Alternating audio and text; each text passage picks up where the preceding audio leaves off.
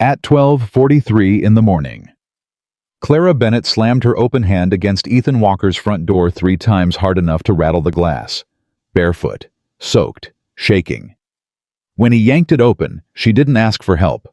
She looked a 38-year-old single father dead in the eyes and said, "Do you avoid loving me because I'm not the kind of woman people think you should choose?" And Ethan Walker, the man who had an answer for everything, had nothing. But here's what he didn't know. 4 hours earlier, Clara had been standing 6 feet behind him in his own driveway when the neighbors said her name out loud. And Ethan laughed. Stay with me to the end of this story. And do me a favor, drop the city you're watching from in the comments so I can see how far this story has traveled. If it moves you, subscribe. It means everything. The knock came at 12:43 in the morning. Ethan Walker knew the exact time because he'd been staring at the clock on the microwave for 11 minutes, standing in his own kitchen in a t-shirt and work jeans, unable to explain to himself why he wasn't in bed. Then the door shook. Not a knock, a strike. 3 of them flat-palmed and furious, the kind of sound a man in Ethan's line of work associated with bad news arriving on a tow truck. He crossed the hallway in 4 steps and pulled the door open with his heart already climbing into his throat. Clara. She was standing on his porch with no shoes on. Her sweater hung down past her hands. Her hair was flat against her forehead from the rain, and her face was wet in a way that had nothing to do with weather.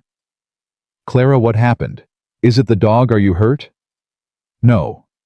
Then what? Answer a question for me. It's almost 1 in the morning. I know what time it is, Ethan. Her voice cracked on his name and then steadied, and that steadying was somehow worse. I've been sitting on my kitchen floor since 9. I counted the tiles, 41 whole ones and 6 broken. So yes, I know what time it is. He reached for her arm. She stepped back. Don't do that, she said. Do what? The thing you do, where you decide I need to be handled instead of answered. Ethan pulled his hand back like the porch rail had gone hot. Behind him down the hall, Lily's nightlight threw a thin yellow line across the floorboards. His daughter was 8 years old and slept like a stone, but Ethan still lowered his voice out of habit. Okay, he said. Ask me. Clara looked at him for a long moment. Long enough that he heard the gutter running. Long enough that he counted his own heartbeat twice. Do you avoid loving me, she said, because I'm not the kind of woman people think you should choose. And Ethan Walker, who could diagnose a transmission by sound, who had buried a wife and raised a daughter and rebuilt a life out of nothing but routine and stubbornness, stood in his own doorway with his mouth open and produced absolutely nothing. Clara nodded slowly, like a woman confirming a diagnosis she'd already made. That's what I thought, she said. To understand why that silence broke something, you have to go back 11 months. Clara Bennett moved into the house on Wilcox Street on a Tuesday in September, with 2 suitcases, a rescued shepherd mix named Buster, and no moving truck at all. Ethan noticed, because Ethan noticed everything on that street. It was a habit from the years after Sarah died, when he'd needed something to occupy the part of his brain that wouldn't stop scanning for the next disaster. He knew which houses left their porch lights on. He knew that old Mr. Delgado at 114 took his walk at 6:40 every morning.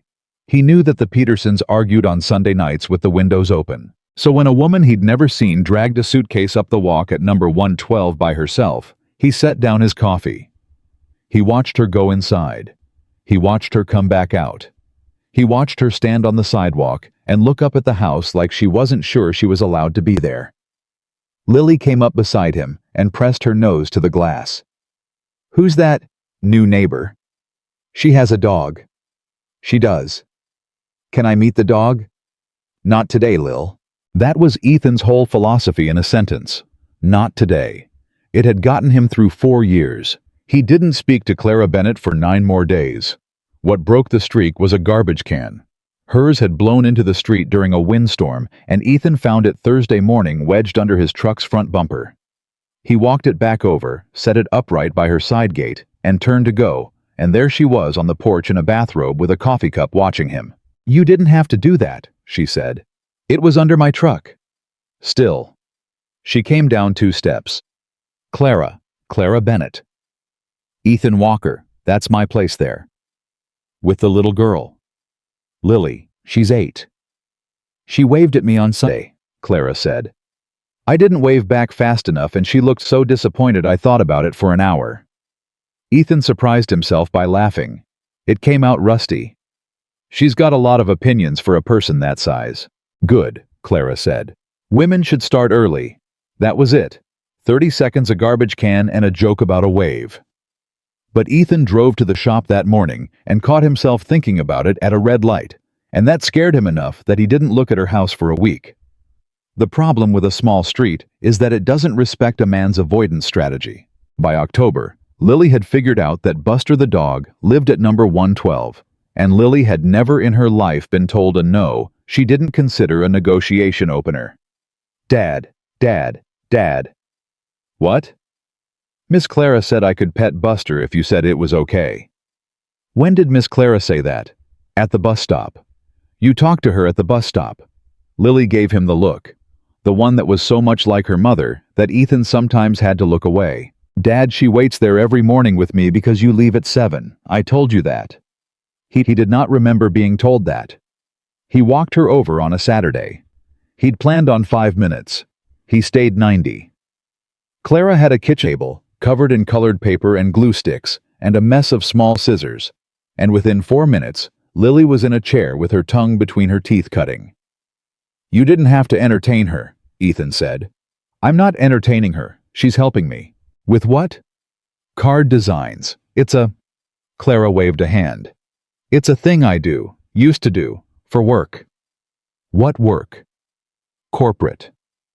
That's not an answer. It's the answer I give, Clara said pleasantly, and got up to get the coffee. Ethan filed that away. He was good at filing things away. He also noticed without meaning to that Clara Bennett apologized 11 times in 90 minutes.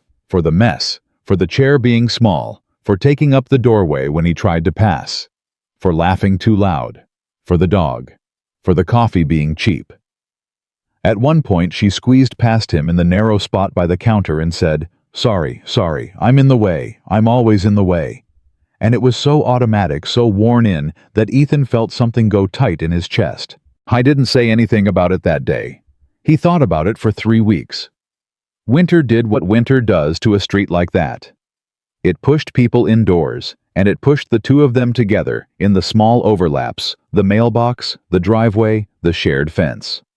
In November, her kitchen cabinet door came off its hinges, and Ethan fixed it in 20 minutes with a screwdriver and 2 anchors he had in his truck. What do I owe you? Nothing. Ethan. Clara. It was a screw. Then let me feed you. I've got Lily. Bring Lily. God, bring the whole house. I made too much of everything. I always make too much of everything. She stopped.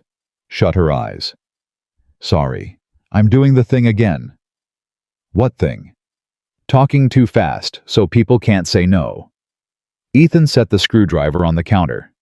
Say it slow then. Clara opened her eyes.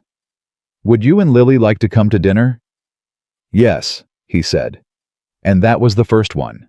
There were 43 dinners over the following 7 months. Ethan knew the number because Lily started keeping a chart on the fridge with stickers, which was the kind of thing that seemed cute until you stood in your kitchen at midnight and understood you'd been documenting your own life without permission. The pattern was always the same. Clara cooked or Ethan grilled. Lily talked for approximately 90% of the meal. Clara asked her questions like she was a real person and not a small one asked about her friend. Maddie's betrayal at recess, asked what she thought the dog was thinking, asked her opinion on things, Ethan would have just answered for her. And every single night around 8:15, Clara stood up. I should get out of your hair. You're not in my hair. Lily's got school. It's Saturday, Clara. Then you've got something. You've got something. And she'd have her coat on before he could name what he had. It took Ethan until March to understand she was leaving before she could be asked to. He understood it because he did the same thing in a different shape. He left conversations early. He left the shop's Christmas party after 40 minutes. He'd left every single person who had gently, kindly over 4 years suggested that maybe he should think about dating again. Not today. The difference was that Ethan left because he didn't want to be reached. Clara left because she'd learned that if she stayed, eventually, someone's face would change. The night it turned was in April, and it turned over a bowl of macaroni. Lily had gone to bed. Ethan was drying dishes. Clara was sitting at his table, which she almost never did. She was usually gone by then, and she was quiet in a way he hadn't heard from her. "Can I say something and you not fix it?" she said. "I don't fix things." Clara looked at him. "Ethan, you fix things for a living." "Okay, fair. Just listen, don't solve." He put the towel down. "Listening. I got an email today, from my old company. The corporate thing you don't talk about." "The corporate thing I don't talk about." She turned her mug in a slow circle. "They want me back." "That's good, isn't it? See, you're already solving." "I asked a question." "You asked a question with an answer in it." She half smiled. "It's not good. It's not bad either. It's complicated in a way I don't want to explain at 10 p.m. "Then don't." She looked up surprised. "Really?" "Really.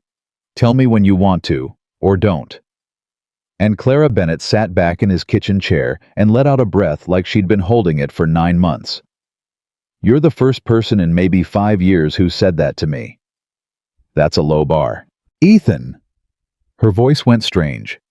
"I'm serious. Everybody either wants to fix me or feel sorry for me. There's no third door. There's never a third door." Ethan leaned against the counter and said the truest thing he'd said out loud in 4 years. "There's a third door. It's just heavier."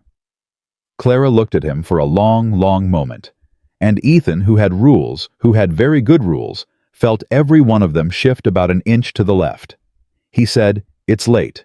She said, "Right." She was gone in 90 seconds. He stood in the kitchen for 20 minutes afterward, doing absolutely nothing. His rules for the record were 3. Rule 1. Lily comes first, and Lily has already survived one woman leaving her life. She will not survive a second. Rule 2.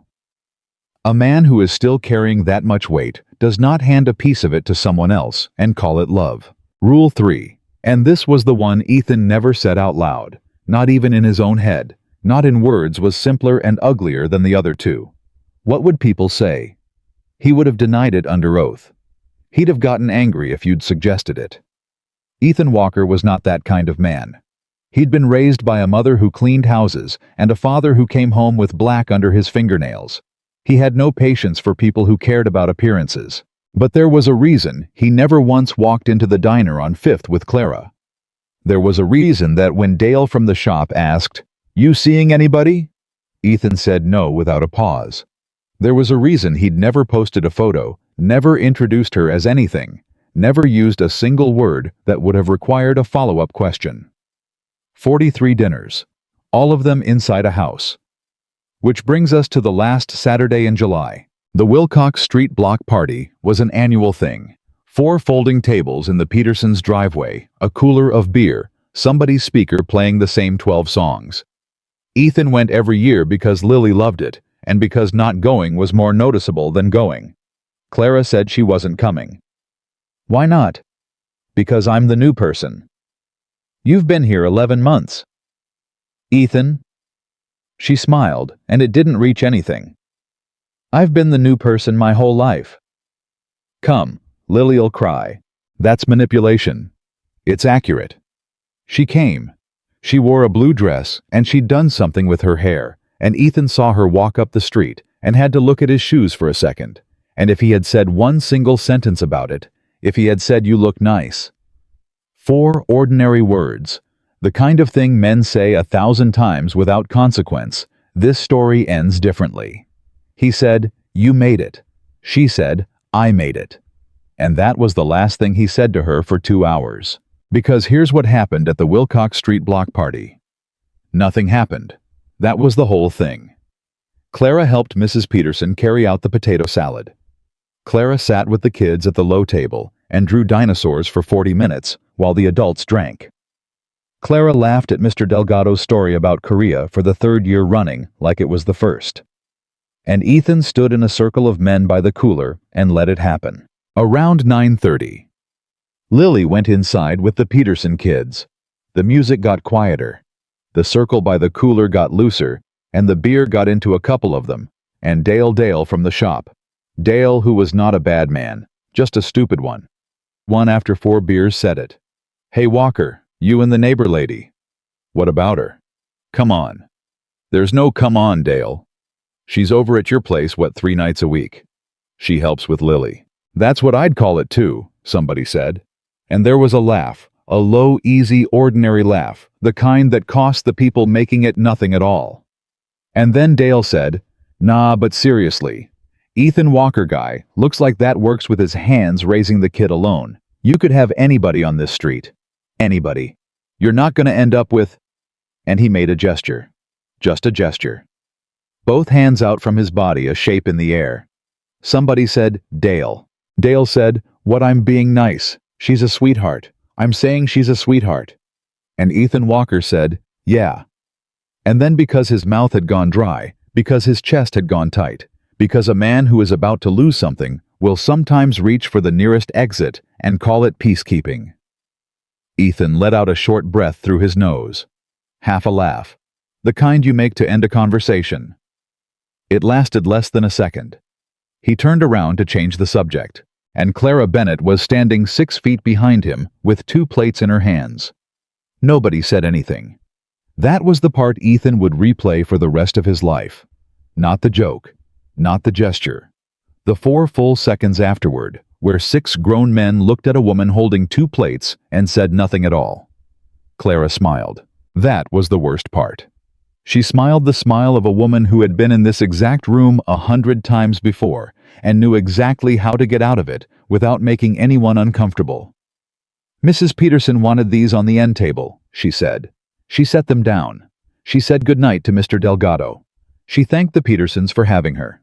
She walked down Wilcox Street in a blue dress at 9:41 p.m., and Ethan stood there with a beer he wasn't drinking and let her go. Dale said, "Aw hell, did she—" "Shut up," Ethan said.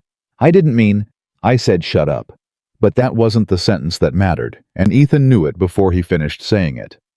The sentence that mattered was the one he hadn't said 4 seconds earlier when it would have cost him something to say it. He got Lily. He walked her home. He put her to bed. He stood at his kitchen window at 10:30 and looked at the light in Clara's kitchen. At 11, it was still on. At midnight, it was still on. He told himself she'd want space. He told himself he'd talk to her tomorrow. He told himself all the things a man tells himself when what he's actually doing is being a coward in a comfortable house. At 12:43, his front door shook. "Answer a question for me. It's almost 1 in the morning." "I know what time it is, Ethan." And now they were back at the beginning, standing in the doorway, and Clara Bennett was asking him the only question that had ever mattered. "Do you avoid loving me because I'm not the kind of woman people think you should choose?" Ethan opened his mouth. "Clara, don't." She held up a hand. "Don't start with my name. When you start with my name, it means you're about to be gentle with me, and I have had enough gentleness to last me the rest of my life. Gentleness is what people give you instead of the truth. That's not fair, isn't it?" She stepped forward out of the rain into the light from his hallway. 11 months, 43 dinners. I know the number 2.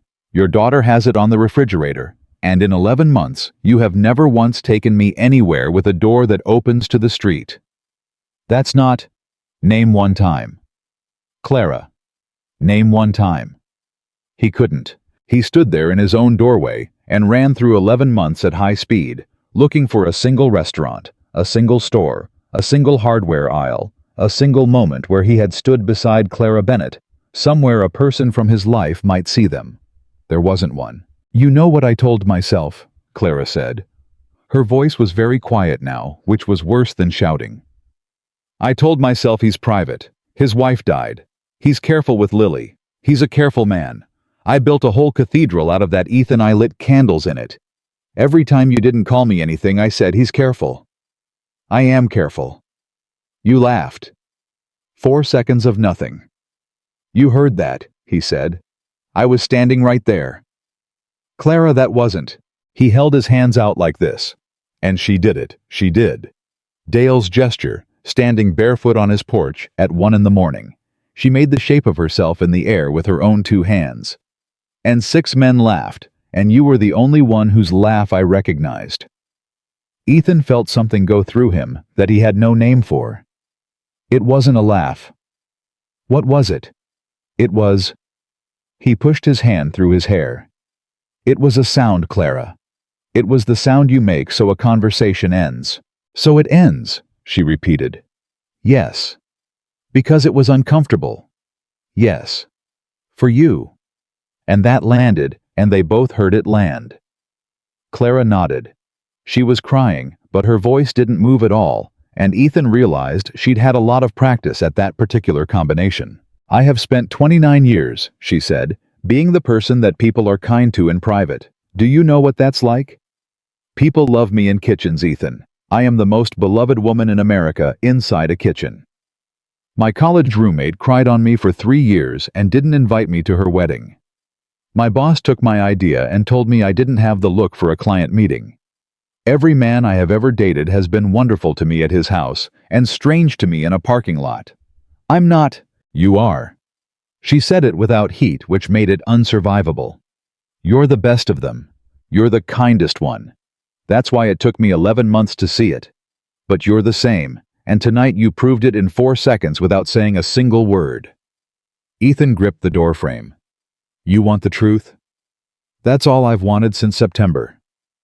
I don't know, he said. Clara went very still. You don't know. I don't know if it's that. His voice came out ragged. I've been standing in this house for 4 years, telling myself I don't get to want anything, and I don't know how much of that is Lily, and how much of it is Sarah, and how much of it is... He stopped. Say it. Clara. Say the rest of the sentence, Ethan. How much of it is what Dale said, he finished. I don't know. That's the truth. I don't know, and I have not let myself find out, because if I find out, and it's that, then I'm a man I can't live with. The rain came off the gutter between them. Clara wiped her face with the back of her sleeve, and when she looked up, something in her had changed. Not softened. Decided. I don't need you to save me, she said. I never did. I've never once asked you for that. I know. I need to know if you actually see me. Not if you're nice to me. Not if you'd fix my cabinet. Whether you see me out loud on a sidewalk in front of Dale, in front of everybody with my name in your mouth. Clara. And you don't have to answer tonight. She stepped back off the porch into the rain. Actually, don't. Don't answer tonight. Anything you say at 1 in the morning is just a thing you say to make me stop crying. Where are you going? Home. It's raining. Clara Bennett looked back at him from the bottom of his steps barefoot, 30 feet from her own door, and said the sentence that Ethan Walker would hear in his head every day for the next 4 months. Ethan, I have been going home in the rain my whole life. She walked back to number 112. He watched her the entire way. He watched her go in. He watched her kitchen light go off at 1:14. And Ethan stood in his open doorway with the cold coming in around him and understood with a clarity that felt like a hand closing around his throat that he had just done the thing he swore he would never do to another human being. He hadn't lost her. He'd let her go on purpose 4 seconds at a time for 11 months because it was easier than being seen choosing her. Behind him down the hall, a small voice said, Dad. Ethan turned around. Lily was standing at the end of the hallway in her pajamas, hair everywhere, holding the doorframe with both hands. She'd heard more than a child should hear. He could see it on her face. Go back to bed, Lil. Was that Clara? Yeah. Is she coming to dinner Saturday? And Ethan Walker, 38 years old, standing in a wet doorway. At 1 o'clock in the morning, discovered he could not answer that question either. It was 1:09 in the morning, and Ethan Walker still hadn't answered his daughter. Dad, is she coming to dinner Saturday? Lil, it's the middle of the night. That's not an answer. Go to bed. Grown-ups always say go to bed when the answer is no. Lily didn't move from the doorframe. She had both hands wrapped around it like the house might tip. Did you make her cry? Ethan closed the front door. He took his time with the lock because the lock gave him something to do with his hands. It's complicated. You always say that. Because it's always complicated. No, it isn't. 8 years old hair, sideways, absolutely certain. You either want somebody or you don't. Maddie says her dad has a girlfriend and she's mean, and I said at least she comes inside. Ethan turned around. What does that mean, at least she comes inside? Lily shrugged with her whole body the way kids do when they've said something true by accident and don't want to be responsible for it. Clara comes in the back door, she said. She always comes in the back door. Then she went to bed, and Ethan Walker stood alone in his hallway at 1 a.m. and thought about the fact that his 8-year-old daughter had noticed something in 11 months that he had spent 11 months not noticing on purpose. At 6:40 the next morning, Mr. Delgado went past on his walk exactly like he had every day for 9 years. At 7:12. Ethan stood at the kitchen window with a cup of coffee. He wasn't drinking. Watching number 112. At 7:38. The school bus came and went, and Lily got on it alone, and Ethan saw his daughter turn all the way around in her seat to look at Clara's empty driveway. He didn't go to the shop that morning. He walked across the strip of grass between their houses at 8:15 and knocked, and Buster came off the couch barking like the world was ending, and then stopped because Buster knew that knock. Nobody opened the door. "Clara, I know you're in there." The dog whined against the wood. "Clara, I'm not leaving until you talk to me." He stood there 11 minutes. He counted them on his watch, which was a thing he did when he was trying not to feel something. Then he went home and did not go to work, and sat in his own kitchen until noon, like a man waiting for a jury. At 12:30, he texted her. "I'm sorry." 3 words. He looked at them for 2 minutes before he sent them, and afterward, he understood exactly how small they were. She wrote back at 4:52 in the afternoon, and it was the only thing he got from her for 6 days. "I know you are. That's the problem." By Wednesday, the whole street knew something had happened in the way a street always knows. Mrs. Peterson brought over a foil pan of something and stood in his doorway too long. Mr. Delgado stopped mid-walk to say that Clara hadn't taken the dog out front all week, only the back, which for Mr. Delgado was practically an intervention. And Dale came to the shop with 2 coffees and a look on his face, like a man walking into a dentist's office. "Hey, wrench," Ethan said without coming out from under the truck. "Ethan." The 3/8. Dale handed him the wrench and then didn't leave. "I've been up 3 nights, Dale said. "Good." "I mean it. Sherry made me sleep on the couch when I told her. She said I was—" He stopped. "She used a word." "I bet she did. I want to go apologize." Ethan came out from under the truck. "No." "Why not?" "Because that's for you, Dale." Ethan wiped his hands on the rag slow. "You want to go over there so you can stop feeling like a jackass. That's not an apology, that's a errand." "Then what am I supposed to do?" "Nothing. You're supposed to sit in it." Dale rubbed the back of his neck. "You laughed too," he said quietly. And Ethan Walker stood in his own shop with a wrench in his hand and had nothing to say because it was the truest thing anybody had said to him in 3 days. "Yeah," he said. "I did." Dale left. Ethan worked until 9 and fixed 4 things that didn't need fixing. Thursday. Lily came off the bus and didn't say hello. She went to her room. She closed the door. Ethan gave her 10 minutes and then knocked. "Go away." "Lil? You made Clara stop being our friend." He sat down on the floor outside her door back against the wall because that was where his knees ended up. "Can I tell you something and you not be mad while I say it?" "No. Fair." The door opened 4 inches. "You can say it," Lily said. "I might be mad after." "Deal." She sat down in the doorway with her legs out.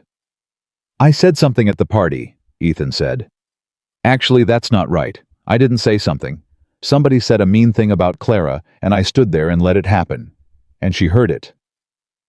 Lily's face went through about 4 things. "Did you laugh?" "Lil? Dad, did you laugh?" "A little," he said. "Not because it was funny." "Then why?" And there it was, again, the same question this time from a person who couldn't spell humiliation and understood it perfectly. Because I was scared, Ethan said. Of Dale. Of what people would think about me. Lily thought about that for a long time, longer than he expected. Then she said something that put a hole in him.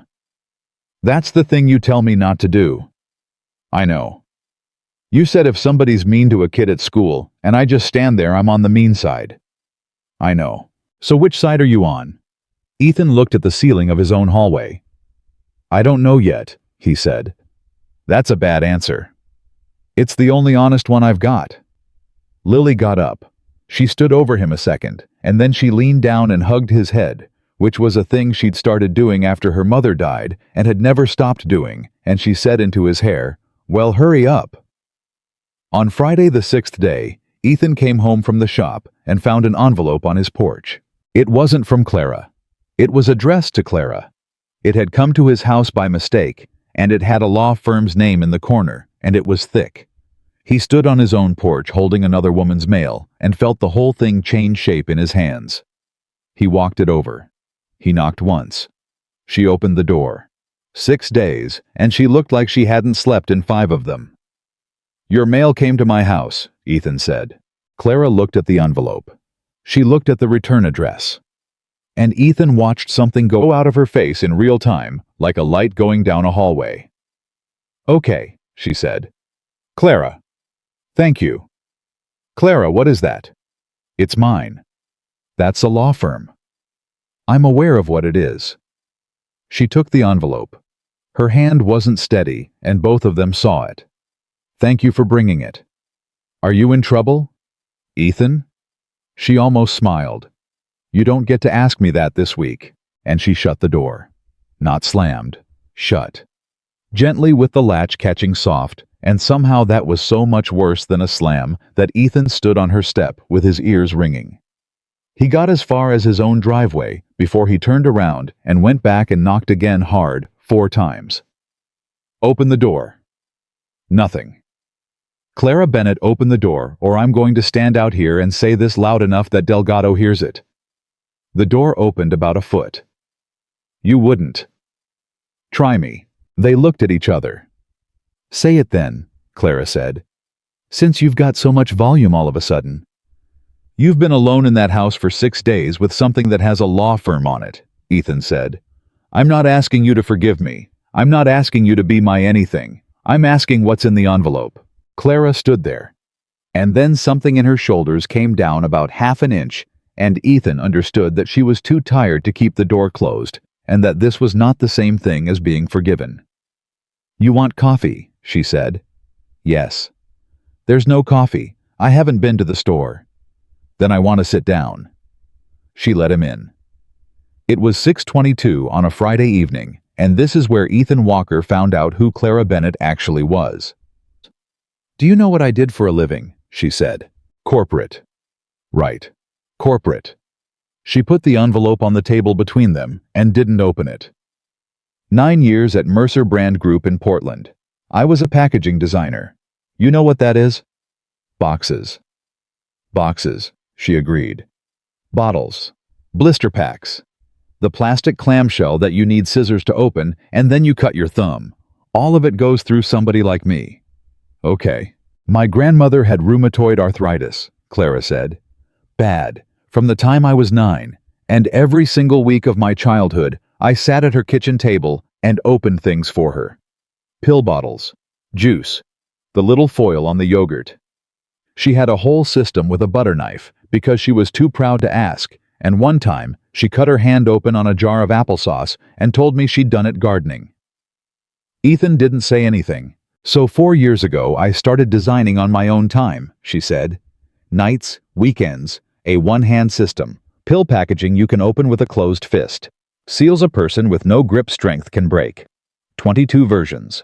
I built the prototypes in my apartment with a heat gun and a cutting mat, and I tested it at a senior center in Beaverton on Saturdays for a year and a half. Clara, it works, she said. That's the part nobody believes when I say it out loud. It actually works. I watched a 91-year-old man open his own blood thinner for the first time in 2 years, and he cried, and then I went out to my car and cried, and then I went to work on Monday, and my boss told me I didn't have the look for a client meeting." There was a silence with weight in it. "What's his name?" Ethan said. "Grant Mercer." "And he took it." "He didn't take it," Clara said. "That's the thing people don't understand. Taking would have been simpler. He shepherded it. He put it in front of the board with my name in the deck in 8-point font on slide 19 and his name on the cover. He called it a team effort. He told me I should be flattered." "That's stealing." "That's Tuesday," Clara said. Ethan put both hands flat on her table. "So what's in the envelope?" "They filed," she said. 22 months ago, on my system, with his name first." "Can they do that?" "They did it." "Clara, I signed an employment agreement in 2016 like every other person in America," she said. "There's a clause. There's always a clause. It says anything conceived within the scope of my employment belongs to them, and the whole argument is what scope means, and scope costs about $90,000 to argue about. So the email last month, when they wanted you back. Now you're getting it. They want you back because it's stalling," Clara said. "Because there's a hearing, and the examiner had questions, and the questions are about who actually built the prototypes. And there's exactly one person on this earth who has 4 years of dated files and photographs and a signed logbook from a senior center in Beaverton." She finally opened the envelope. She read for maybe 40 seconds. Then she laughed one flat note with no humor in it at all. "What?" Ethan said. "They're offering me a job." "What?" "Senior design lead. Title salary assigning bonus." She turned the letter around. "And a settlement agreement attached. Sign here, take the money, agree. The invention was developed in the course of employment. Don't discuss it publicly ever." "How much?" "Ethan." "How much, Clara?" $140,000, she said. Ethan sat back in the chair. "That's a lot of money." "It's 4 years of my life and my grandmother's hands," Clara said. "So no, it's about $11. And then, at 7:04 on a Friday evening, Clara Bennett said the sentence that turned the whole thing. "There's a meeting Thursday. Their counsel, their people, me. I asked for it. And I've got 7 days to decide whether I show up and fight a company with 40 lawyers or take the money and go be nobody in a nice apartment." "You fight." "Easy for you to say." "Clara." "No, I mean it. That's not a jab. It is genuinely easy for you to say." She rubbed her eyes with the back of her wrist. "You've never walked into a room where 4 people decided what you were before you sat down. You want help. I want you to not do this." "Do what?" "The thing where you find a job to do." Clara looked straight at him. "Ethan, you can't fix this with a screwdriver. And if you can't fix something, you disappear, and I cannot have another person disappear on me in the middle of the worst month of my life." That landed hard enough that he had to look at the table. "Okay," he said. "Okay what?" "Okay, I won't disappear." "You already did." "Clara." "You did." Her voice went thin. 11 months of back doors, Ethan. Lily said that. "What?" "My daughter said it Monday night. She said you always come in the back door." He looked up. 8 years old. She's known the whole time. And Clara Bennett put her hand over her mouth. It was the closest she came to breaking all week, and she got herself back in about 4 seconds, and Ethan watched her do it and hated every part of the skill. "I'm not ready to be okay with you," she said. "I know. I'm serious. You don't get to bring me my mail and get it back. I know that too." "Then why are you here?" Ethan stood up. "Because you shouldn't have to sit in a house with no coffee reading a letter like that by yourself," he said. "That's all. That's the whole reason. I'm going to go now." He got to the door. "Ethan." He turned around. "Thursday," Clara said. "The meeting's at 10 downtown, if I go." "Okay." "That's not an invitation." "I didn't hear one," he said, and went home. The next 4 days moved fast. Saturday. Clara didn't come to dinner, and Lily set out 4 plates anyway and refused to move the 4th one, and Ethan let her. Sunday at 2:15 in the afternoon, a black car Ethan didn't recognize came down Wilcox Street and parked in front of number 112. Ethan was on his roof cleaning the gutter. He stopped. A man got out. 50-something gray at the temples, a jacket that cost more than the car it came out of, and he walked up Clara's steps like a person who had never once been unsure of a welcome. Clara opened the door. She did not let him in. They talked for 11 minutes on the porch. Ethan couldn't hear a word of it from the roof, and later he would say that not hearing it was the worst part, because you can't defend somebody against a conversation you can't hear. Then the man handed her something, and Clara stood there holding it, and the man said something else, something short, and then he touched her upper arm. Just touched it. A pat. The way you'd steady a chair. And Clara flinched. Ethan came down the ladder so fast he took skin off 2 knuckles.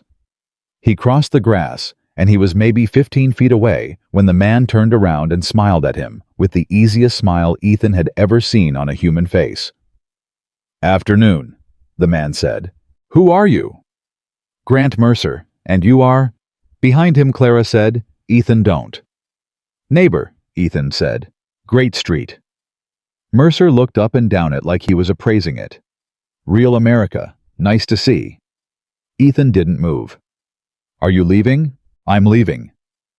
Mercer turned back to Clara, and his voice went warm, and that warmth was the single most chilling thing Ethan had ever heard from a stranger. "Clara, look. Thursday's going to be a room full of attorneys, and I don't think that's you. It's never been you. You were always better one-on-one." He tapped the folder in her hands. "Read page 4. Call me. Don't put yourself through a proceeding." "Because you're worried about me," Clara said. "I am, actually." He said it like he believed it. "You always took things personally. That's not a flaw, it's just not a boardroom skill." And he walked to his car and drove off Wilcox Street at 17 miles an hour, like a man who had never rushed for anything. Clara stood on her porch holding the folder with both hands. "Clara, don't. What's on page 4? Ethan. What's on page 4? She opened it. She flipped.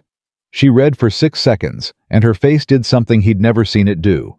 Then she handed it to him. "Read the second paragraph," she said. Ethan read it twice because the first time he thought he'd misunderstood. "This says," he said slowly, "that if you go forward, they'll depose the people at the senior center." "Uh-huh. Your test subjects. Every one of them," Clara said. 41 people, average age 83, under oath.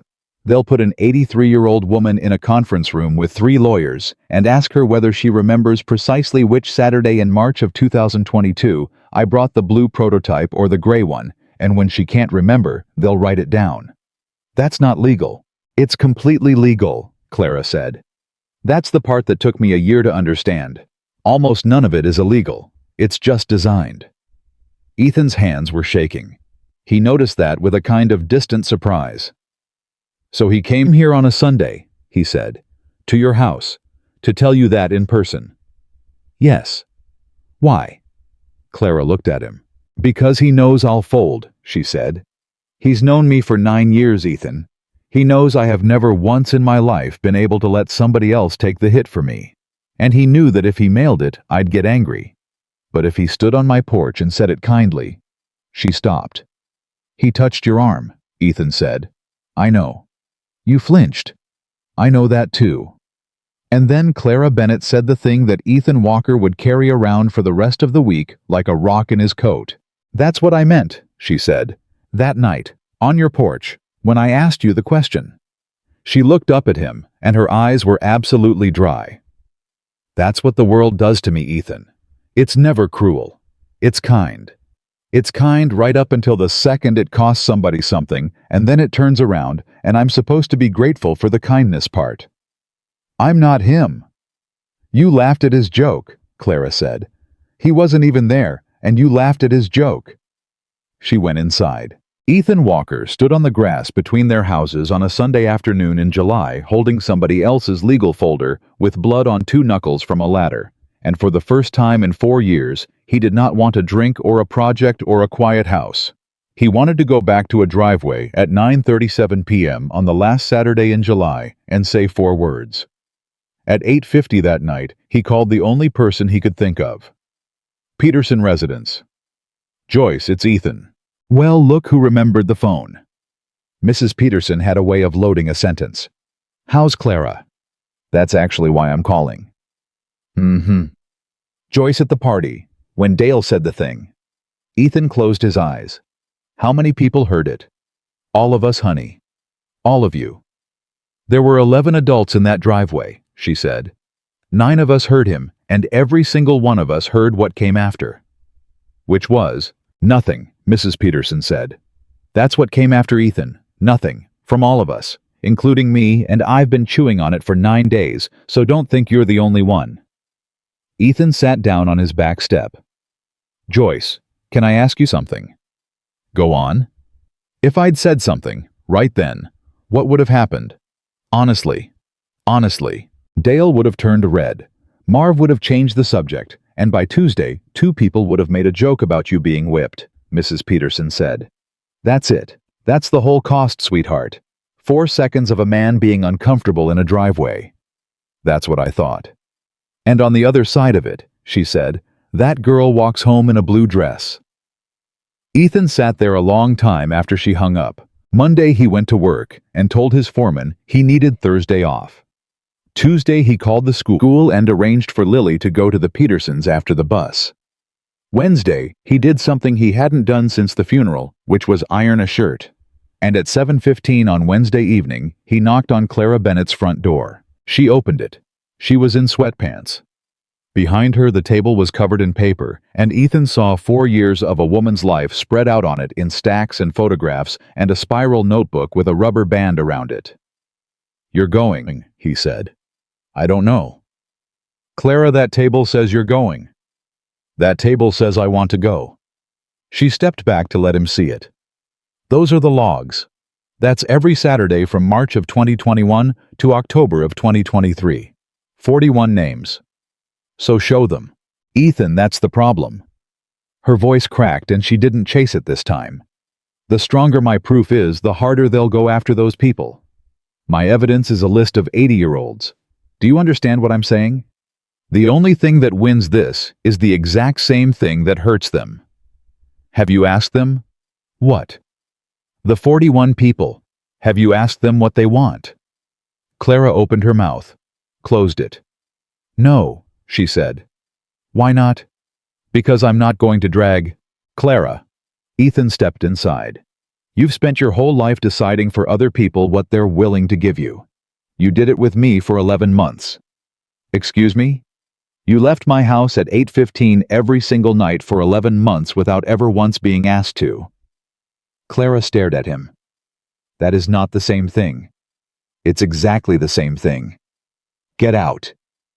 Clara. I said get out. She was breathing hard. You do not get to walk in here 9 days after you laughed at me in a driveway and tell me about my own. The phone rang. She looked at it. Ethan looked at it. It was the landline which nobody used.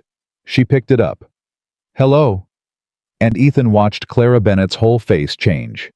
Yes, this is she said. Yes, I'm sorry, who gave you? She listened. When, she said. She listened longer. She sat down without seeming to notice she was doing it. How many of them? She said. Whatever the answer was, it took her 4 full seconds to respond to it, and when she did, her voice was almost nothing. All of them. She hung up. She stayed sitting. Clara? That was Ruth Ann Feeney, Clara said. She's 87. She runs the Wednesday bingo at the center in Beaverton. Okay. A man in a suit came to the senior center this afternoon, Clara said, and handed out letters. Ethan felt the room tilt.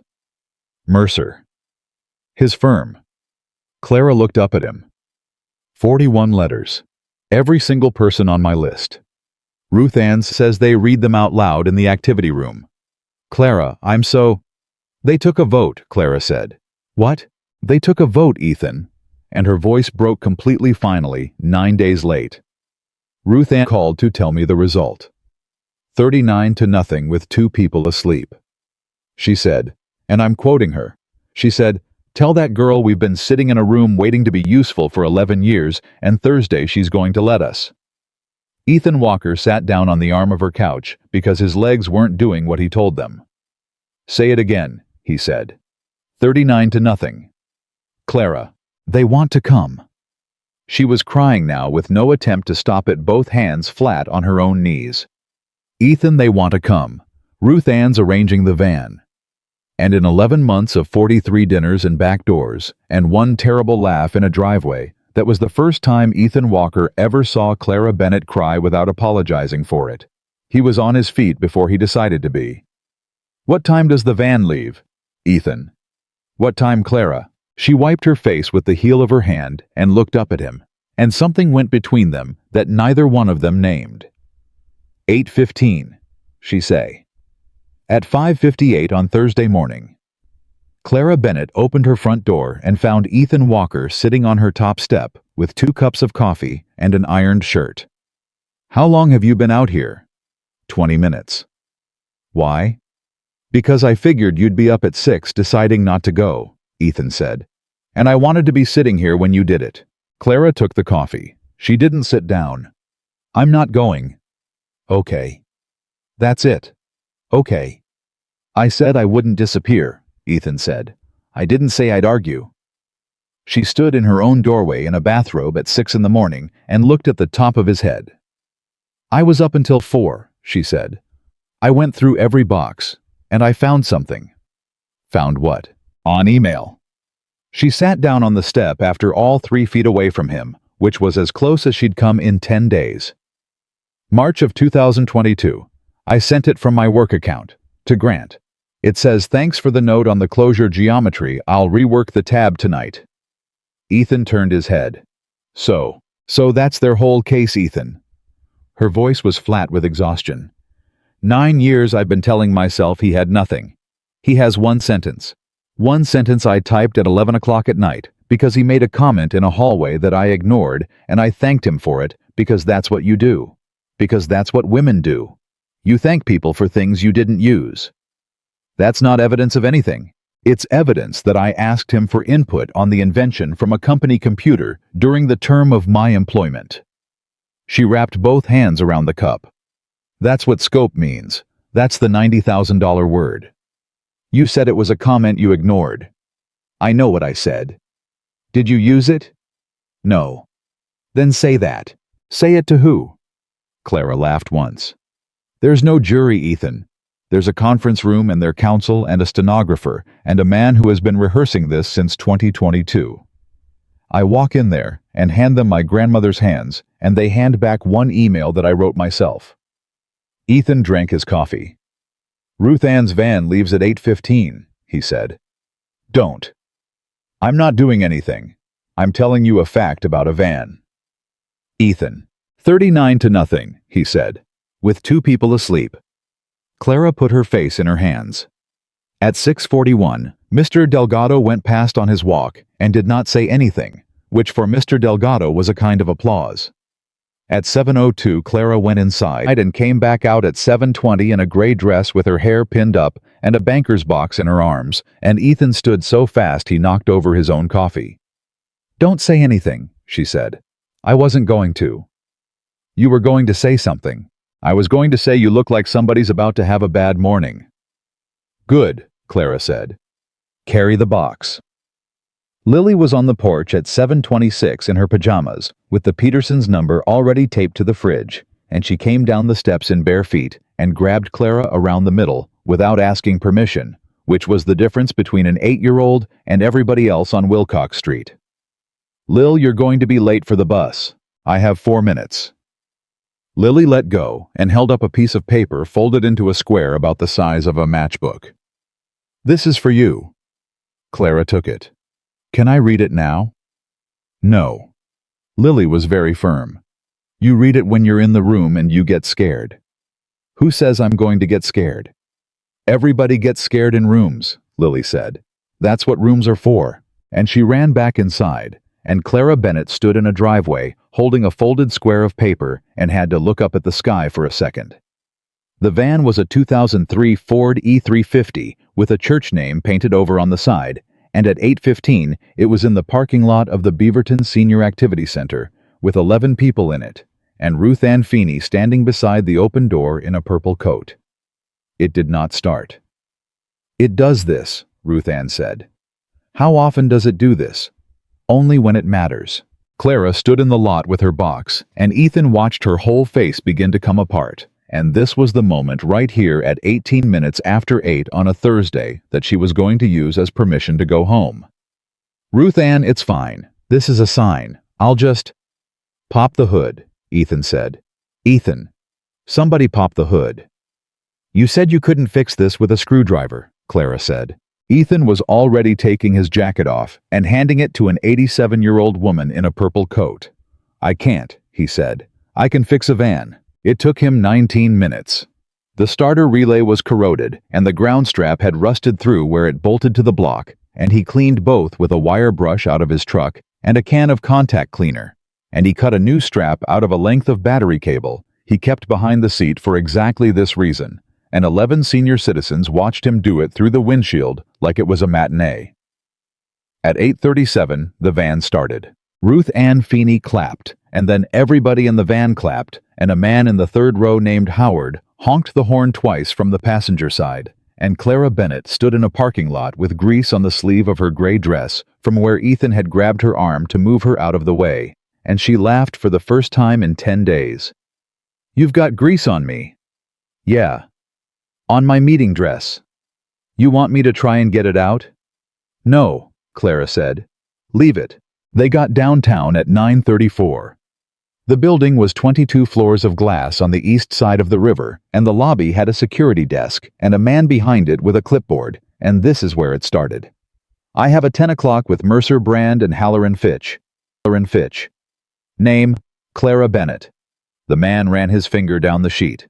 "I have Bennett +1. +12, Clara said. "Ma'am, I have +1.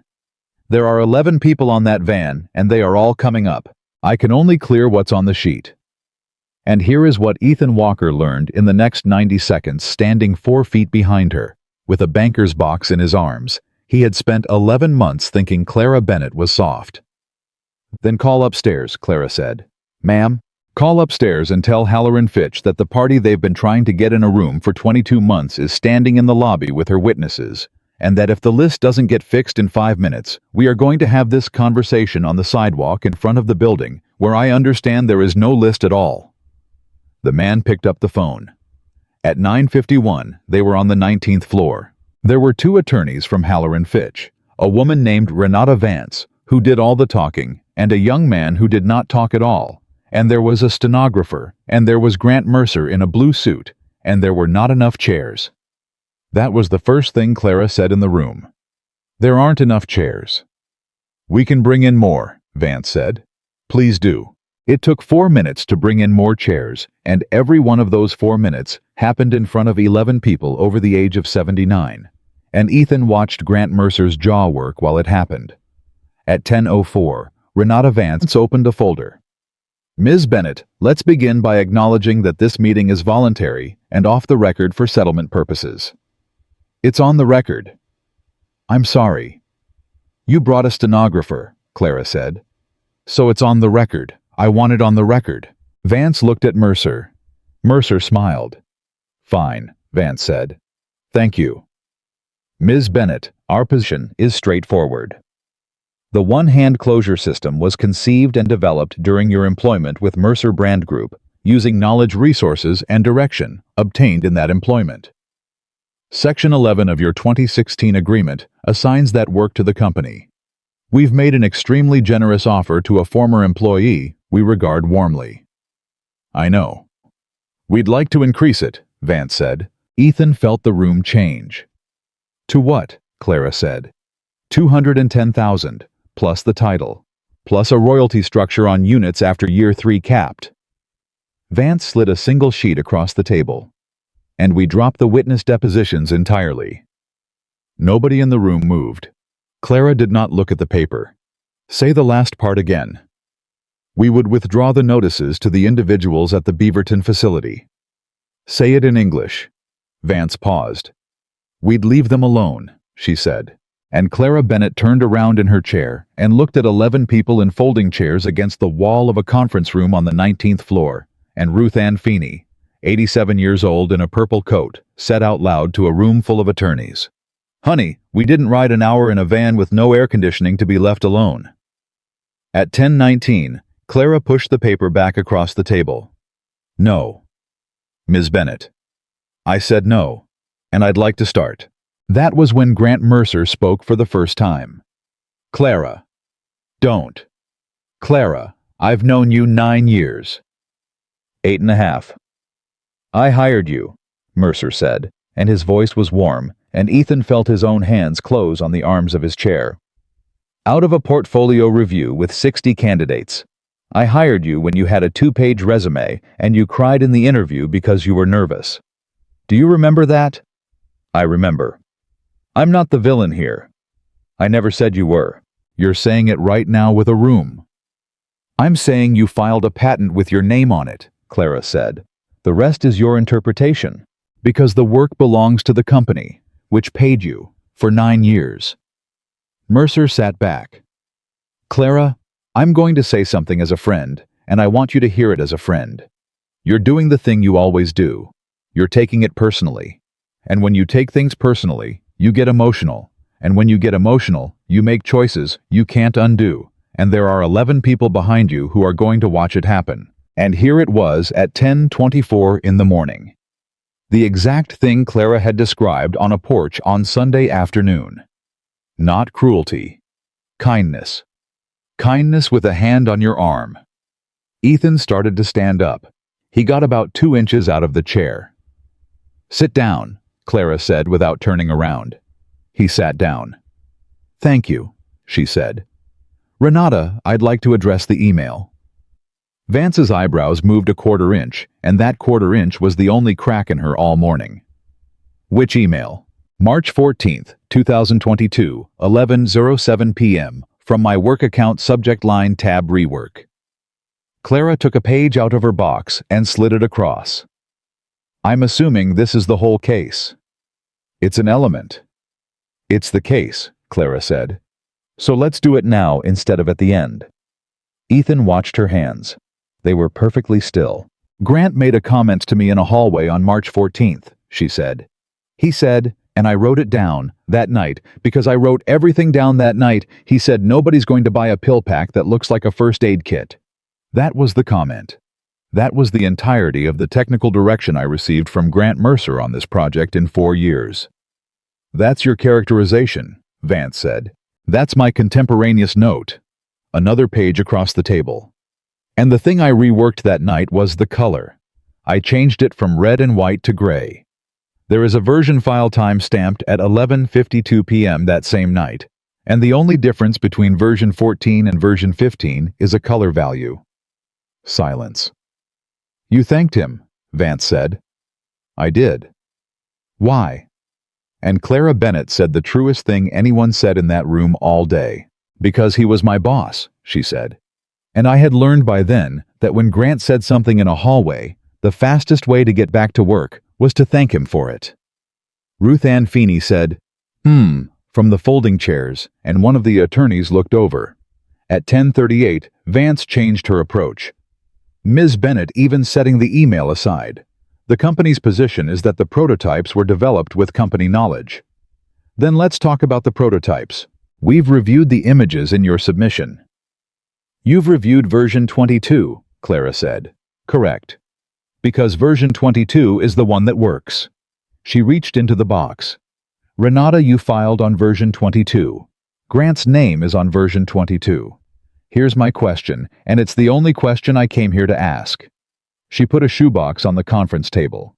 Where are 1 through 21? Nobody said anything. Nobody steals a failure, Clara said. That's the whole thing. That's what I figured out at 2 o'clock this morning sitting on my kitchen floor. A person who takes credit for an invention takes the invention. He doesn't take the 21 things that didn't work because he never had to live through them. She opened the shoebox and started setting them out on the table one at a time. Version 3. The seal held, But you needed both thumbs, which defeats the entire purpose. That one's got a burn on the corner because my heat gun slipped, and I wasn't wearing gloves. And there's a photograph of my hand from that night with a date on it because I went to urgent care. Ms. Bennett. Version 7. This one worked beautifully, and it was too expensive to injection mold. And I know that because I called 4 molders in Ohio on my own phone, and I have the bill. Ms. Bennett. Version 11. She set it down harder than the others. Version 11 opened on the first try for every single person I gave it to, and I thought I was done, and I brought 40 of them to Beaverton on a Saturday in June of 2022, and it failed. All 40. Do you know why? Vance didn't answer. Because I'd tested it on people sitting at a table, Clara said. And a person with rheumatoid arthritis does not open their medication at a table. They open it standing at a counter holding a glass of water at 6 in the morning with the light off because they don't want to wake their husband. And you cannot learn that from a hallway comment. You learn it from Ruth Ann Feeney telling you that you're an idiot. I did say that, Ruth Ann said. She did. At 10:52. Renata Vance asked for a recess, and Grant Mercer said no. That was the moment. Ethan saw it land on the young attorney's face before it landed anywhere else. Grant, Vance said, I want to respond. Grant, I'd like a recess. I said I want to respond. And Mercer leaned forward on his elbows and looked down the table at Clara Bennett, and the warmth came off his voice, like a coat coming off a hook. You want to know why your name isn't first, because I have raised 11 products in this industry, and not one of them got there because somebody cried at a senior center. Nobody buys a story, Clara. They buy a supply chain. They buy a distribution agreement. They buy a company that can indemnify them. You made a beautiful thing in your apartment. I made it exist. And you have spent 2 years acting like I picked your pocket when what I did was carry you. Nobody breathed. Say the other part, Clara said. There's no other part. There's always another part, Grant. You've been eating around it for 9 years. She folded her hands on the table. Say the thing you said to me on October 9th, 2019, in your office, when I asked to go to the Kroger presentation. Renata Vance said, Grant. I don't remember what I said in 2019. I do, Clara said. You said you don't have the look for a client meeting. The stenographer's hands kept going. I never said that. You said it at 3:40 in the afternoon, and I went out to my car and sat there until 5:15 because I couldn't drive. Clara's voice did not rise once. And I want to be very clear about something because this is the last time in my life I'm going to be in a room with you. I'm not bringing that up because it hurt. Everybody in this room has been hurt. I'm bringing it up because it's the reason your name is on my patent. That's absurd. It's arithmetic, Clara said. You couldn't put me in front of a client, so you put yourself. And once you'd put yourself in front of the client, you had to be the one who knew the answers. And to know the answers, you had to be the one who built it. And to be the one who built it, you had to put your name on the filing. Grant, you didn't steal my invention because you're a thief. You stole it because you were embarrassed to be seen standing next to me. Ethan Walker sat in a folding chair on the 19th floor of a building he had no business being in with grease under his fingernails and an ironed shirt on, and felt something go through his chest like a hand. Because that was his sentence too. Different size, same shape. Renata Vance stood up. We're taking a recess. Renata. Grant, we're taking a recess. She was already gathering paper. Ms. Bennett, 20 minutes. They were gone in 90 seconds, and the door had barely shut before Howard from the third row of the van said, well, hell, and the whole room went off at once like a church basement. Ruth Ann Feeney got up out of her chair and crossed the conference room with her cane and put her hand flat on the back of Clara's neck the way somebody's grandmother does. Look at me. Ruth Ann. Look at me, girl. Clara looked at her. 1981. Ruth Ann said, I was a charge nurse at Providence, and a surgeon told a room full of people that I had a good face for nights. And I laughed, because that's what you did. She patted twice hard. You didn't laugh. Took you 39 years less than it took me. And Clara Bennett put her forehead against an 87-year-old woman's shoulder in a conference room and stayed there for about 8 seconds. At 11:09. She remembered the folded square of paper in her pocket. She took it out and opened it and read it. and Ethan watched her read it, and then she handed it to him without a word. Lily's handwriting uneven in pencil on a piece of notebook paper. Dear Clara, if you get scared, my dad is right there. He is bad at talking, but he is very good at staying. Love, Lily. P.S. You can come in the front door. Ethan read it twice and had to put it face down on the table. She wrote that Wednesday, he said. She didn't ask me. I know. Clara. Not yet, Clara said. Not in here. At 11:24, Renata Vance came back alone. She sat down. She squared her folder, and she spoke in a completely different voice which told Ethan everything he needed to know about what had happened in that hallway. Ms. Bennett, I'm authorized to make one proposal. Go ahead. Mercer Brand will file a corrected inventorship statement naming you as sole inventor. The company retains a non-exclusive license to manufacture for a period of 5 years at a royalty to you of 4% of net. All notices to the Beaverton individuals are withdrawn today in writing by end of business. Mutual release. No admission. Clara sat very still. Say the first sentence again. Sole inventor. And the settlement I sign. There isn't one, Vance said. There's a license. You'd be licensing to us. Ethan watched Clara Bennett's hands, and for the first time all morning, they weren't steady. I want 3 things, she said. All right. 1. The corrected filing goes in this week, not when it's convenient. Agreed. 2. The 41 people at Beaverton get a letter, not a withdrawal notice. A letter on your letterhead that says the product exists because they tested it. I'll write it, you'll sign it, and Ruth Ann Feeney is going to read it out loud at bingo. Vance's mouth moved slightly. I'll get that approved. 3. Yes. No confidentiality clause, Clara said. Not one line. I'm going to talk about this for the rest of my life. The room was quiet for about 4 seconds. I'll recommend it, Vance said. Recommend it hard. At 11:52, 11 people from Beaverton, Oregon rode down 19 floors in 2 elevator trips, and Howard pushed the button both times and refused to let anyone else do it. Ethan carried this box out through the lobby. He was 6 feet from the door when Grant Mercer came off the elevator behind them. Walker. Ethan stopped. Mercer walked up with his hands in his pockets, easy the way he had come up Clara's steps on a Sunday afternoon. You did that, he said. No, I didn't. Sure. Mercer looked toward the doors where Clara was helping Ruth Ann over the threshold strip. Well, she's got a champion. Good for her. She's going to need one because in about 8 months, she's going to find out what a supply chain is. He smiled. Nothing personal. It's a business. And Ethan Walker, 38 years old, auto repair specialist, a man who had stood in a driveway on the last Saturday in July and made a sound so a conversation would end, set the banker's box down on the lobby floor of a 22-story building. Mr. Mercer. Grant. Mr. Mercer. Ethan's voice was not loud.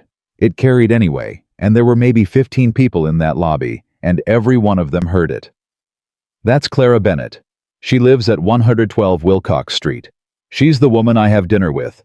I've spent 11 months not saying that out loud where anybody could hear me, and I'm going to be paying that off for a long time, so I'm going to start now in here in front of you and everybody in this lobby. Mercer's face did something small. Son, I'm not finished. Ethan picked the box back up. You said you carried her. You didn't carry her. You stood behind her for 9 years and let people decide what she was before she sat down exactly like I did in a driveway 2 Saturdays ago. The difference between you and me is that I'm going to spend the rest of my life fixing it and you're going to go upstairs. He walked out. Clara was standing on the sidewalk holding the door for a man with a walker, and she had heard the last part of it, and she didn't say anything about it for 11 minutes. Then the van was loaded, and Ruth Ann was arguing about who got the front seat, and it was 12:20 in the afternoon, and Clara Bennett stood on a sidewalk on the east side of the river and finally turned around. You said my address. I did. In a lobby. Yeah. Ethan why? And Ethan Walker put the box in the back of the van and shut the door and turned around and said it. I wasn't scared because you weren't enough. he said. Clara didn't move. Say the rest. I was scared because you were everything I wanted, and I hadn't wanted anything in 4 years, and I'd built a whole life out of not wanting things. His voice went rough and he let it. And it was easier to tell myself I was protecting Lily. It was easier to tell myself I was being careful. It was easier to laugh in a driveway for 1 second than to find out what it costs to stand next to you where people can see. And now you know what it costs. Yeah. What does it cost? 4 seconds, Ethan said. Joyce Peterson told me on the phone Sunday night. That's the whole bill. 4 seconds of a man being uncomfortable in a driveway. I paid 11 months to avoid 4 seconds. Clara Bennett stood on the sidewalk with grease on the sleeve of her gray dress. I'm not going to say it back to you today, she said. I know. I mean it, not today. Clara, I didn't come down here to get something. Then why did you come? Ethan thought about it. Because you shouldn't have to ride home alone in a van you can't start, he said. And Clara laughed wet with her hand over her mouth, and Howard honked the horn from the front seat, because Howard had gotten the front seat after all, and Ruth Ann Feeney yelled out the window. Are the two of you coming, or are we doing this on the sidewalk? They rode back to Beaverton, with 11 senior citizens, singing along to a country station out of Hillsborough, and Clara Bennett fell asleep somewhere around the 18th mile with her head against the window and her hand at some point on top of Ethan Walker's on the seat between them. He did not move it. He sat there for 40 minutes doing absolutely nothing, the way he had stood in his kitchen for 20 minutes in April, except this time he understood exactly what it was. At 2:40 that afternoon, the van pulled onto Wilcox Street, and Clara Bennett woke up with her hand still on top of Ethan Walker's and pulled it back so fast she hit the door handle. Sorry. Don't be. I wasn't asleep. You were asleep for 40 minutes, Ethan said. Howard took a picture. I did, Howard said from the front seat. Lily was sitting on the curb in front of number 114, with the Peterson screen door propped open behind her, and she was up and running before the van stopped rolling. Did you win? Clara got out on unsteady legs. I think so. You think so? It's complicated, sweetheart. That's what my dad says when it's bad. It's not bad, Clara said. It's just not over. And then Ruth Ann Feeney leaned out the sliding door of a 2003 Ford E350 and said to an 8-year-old she had never met in her life, Honey, she flattened them, and Lily screamed like it was Christmas morning. At 6:15 that evening, there were 4 plates on Ethan's table, and for the first time since the last Saturday in July, there were 4 people to put in front of them. Clara came at 10 after 6. She came to the front. She stood on the porch where she had stood barefoot at 12:43 in the morning 11 days earlier, and she rang the bell, which she had never once done in 11 months. And Ethan opened the door, and neither of them said anything about it, and Lily said, You used the front, with her mouth full of nothing. I did. Why? Because I got a note, Clara said, from a girl who told me I could. Dinner ran long. Lily made Clara tell the elevator part 4 times, and the part where the van wouldn't start 6 times, and by the 4th telling Ethan had become a man who fixed a school bus with his bare hands in the rain, and he let it happen. At 8:15, Clara did not stand up. Ethan noticed. He made himself not look at the clock, and then he looked at the clock, and it was 8:22, and she was still in the chair with her shoes off, talking about a stenographer. At 8:40 she was still there. At 9:35, Lily fell asleep, sideways on the couch with the dog on the floor beneath her, and Clara stopped in the middle of a sentence, and looked at the kid, and then looked at the door, and Ethan watched 11 months of muscle memory try to get her out of the chair. Don't, he said. I wasn't. You were. I was, Clara admitted. She left at 10:10 and she used the front door going out too. Friday nothing came. Saturday nothing came. Sunday. Clara called the main line at Halloran Fitch out of pure desperation and got a recording. And Sunday night, she sat at Ethan's table with the license draft in front of her and said the thing out loud for the first time. They're not going to file it. They said this week. They said a lot of things in a room with 11 witnesses in it, Clara said. That room's gone now. It's Sunday. Nobody's watching. Vance gave you her word. Renata Vance gave me a recommendation. Clara pushed the paper away. I've been doing this 2 years, Ethan. Every single time I've thought I won something, I won it in a room, and then the room emptied out. Monday at 9:15 in the morning, Renata Vance called. Clara put her on speaker on the kitchen counter with her hands over her mouth. Ms. Bennett, I want to give you an update, and I want to be straight with you about it. Please. The corrected inventorship statement is drafted. It has not been filed. Clara closed her eyes. Why? Grant Mercer took a leave of absence Friday morning. Ethan set down his coffee. A leave. Personal. Effective immediately. Vance's voice was very level. The board has asked for a review of open matters before anything is executed. That review has no deadline attached to it, and I want you to understand that I'm telling you that because it's true, not because I'm comfortable saying it. How long is a review? Clara said. I've seen them run 4 months. Renata. I've seen them run 14. There was a silence on that kitchen counter that Ethan Walker could feel in his teeth. And the letters to Beaverton, Clara said. Withdrawn. That went out Thursday. That part is done, and it will stay done. So they let go of the only thing they were holding over me, and they kept the only thing I wanted. Yes, Vance said. Why would they do that? Because their exposure was the depositions, Vance said, and their asset is the filing. Ms. Bennett, I'm going to say one more thing, and then I'm going to hang up, and I'd appreciate it if you didn't quote me. You asked for 3 things in that room. They approved 2. The one they didn't approve is the one nobody in that building thought you'd actually use. Clara opened her eyes. The confidentiality clause. Have a good morning, Renata Vance said, and hung up. Clara stood at the counter for about 15 seconds. Say it, Ethan said. She just told me to go public. That's what I heard. That's not what she said. Clara. That is not what she said, and if I'm wrong about that, I have no leverage, no lawyer, and a $140,000 offer that expires. She turned around. I have $1,100 in savings, Ethan. That's the number. That's the whole number. Okay. Don't say okay like that. How am I saying it? Like you've already decided something for me. And Ethan Walker, who had been told once on a porch that when he couldn't fix something he disappeared, did the hardest thing he did all week, which was to pick up his keys and say, I'm going to work. Call me at lunch or don't. He got to the door. That's it. That's it. You don't have an opinion. I've got about 9, Ethan said. You didn't ask for one. Clara Bennett stood in his kitchen and stared at the door for a full minute after it closed. She called him at 12:04.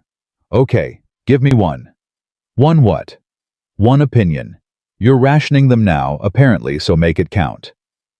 Ethan wiped his hands on a rag and sat down on an overturned bucket in the bay. Ruth Ann's letter, he said. What about it? You said in that room you'd write a letter to the 41 people, and Vance would sign it, and Ruth Ann would read it out loud at bingo. He shifted the phone. Vance signed it. Wednesday. It came Wednesday. So bingo's when? Tomorrow night. Then that's my opinion, Ethan said. Go read it yourself. That's not the letter that matters.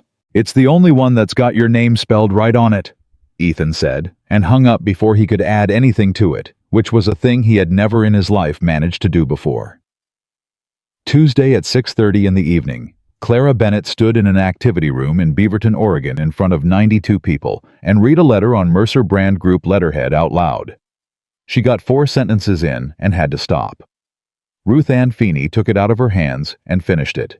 And when Ruth Ann got to the part that said the product exists because of the people in this room, a woman in the second row named Dorothy Kaminsky, 91 years old, who had come to that center every Wednesday for 6 years and never once spoken above a whisper, stood up out of her chair without her walker and said, "Read it again."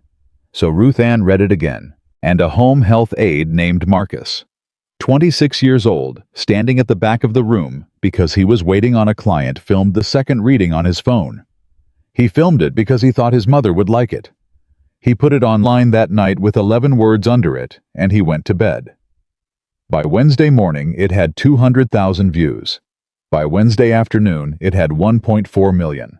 Clara found out at 3:20 in the afternoon when a woman from a trade publication in Chicago called her landline, which meant somebody had looked up a landline, which meant this was no longer a thing happening in an activity room.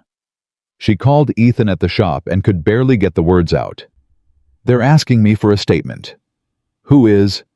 "Everybody. 2 trade papers, a podcast, and somebody from Portland television who found my address." "What did you tell them?" "Nothing. I told them nothing. I panicked. I said I'd call back." Clara. "Ethan, if I talk, I am one woman with $1,100 against a company with a legal department, and there is no clause protecting me because I took the clause out. I asked for it. I sat in that chair and asked for the one thing that could end me." "Or you asked for the one thing that could save you." "Those are the same sentence." "Yeah," Ethan said. "They usually are." There was a long pause on the line. "Say the thing you're not saying," Clara said. "You want it." I asked. "You didn't build 22 prototypes to be quiet about them," Ethan said. "You built version 11 and it failed on 40 people and you went back. Nobody who goes back is a person who takes a settlement and moves to a nice apartment."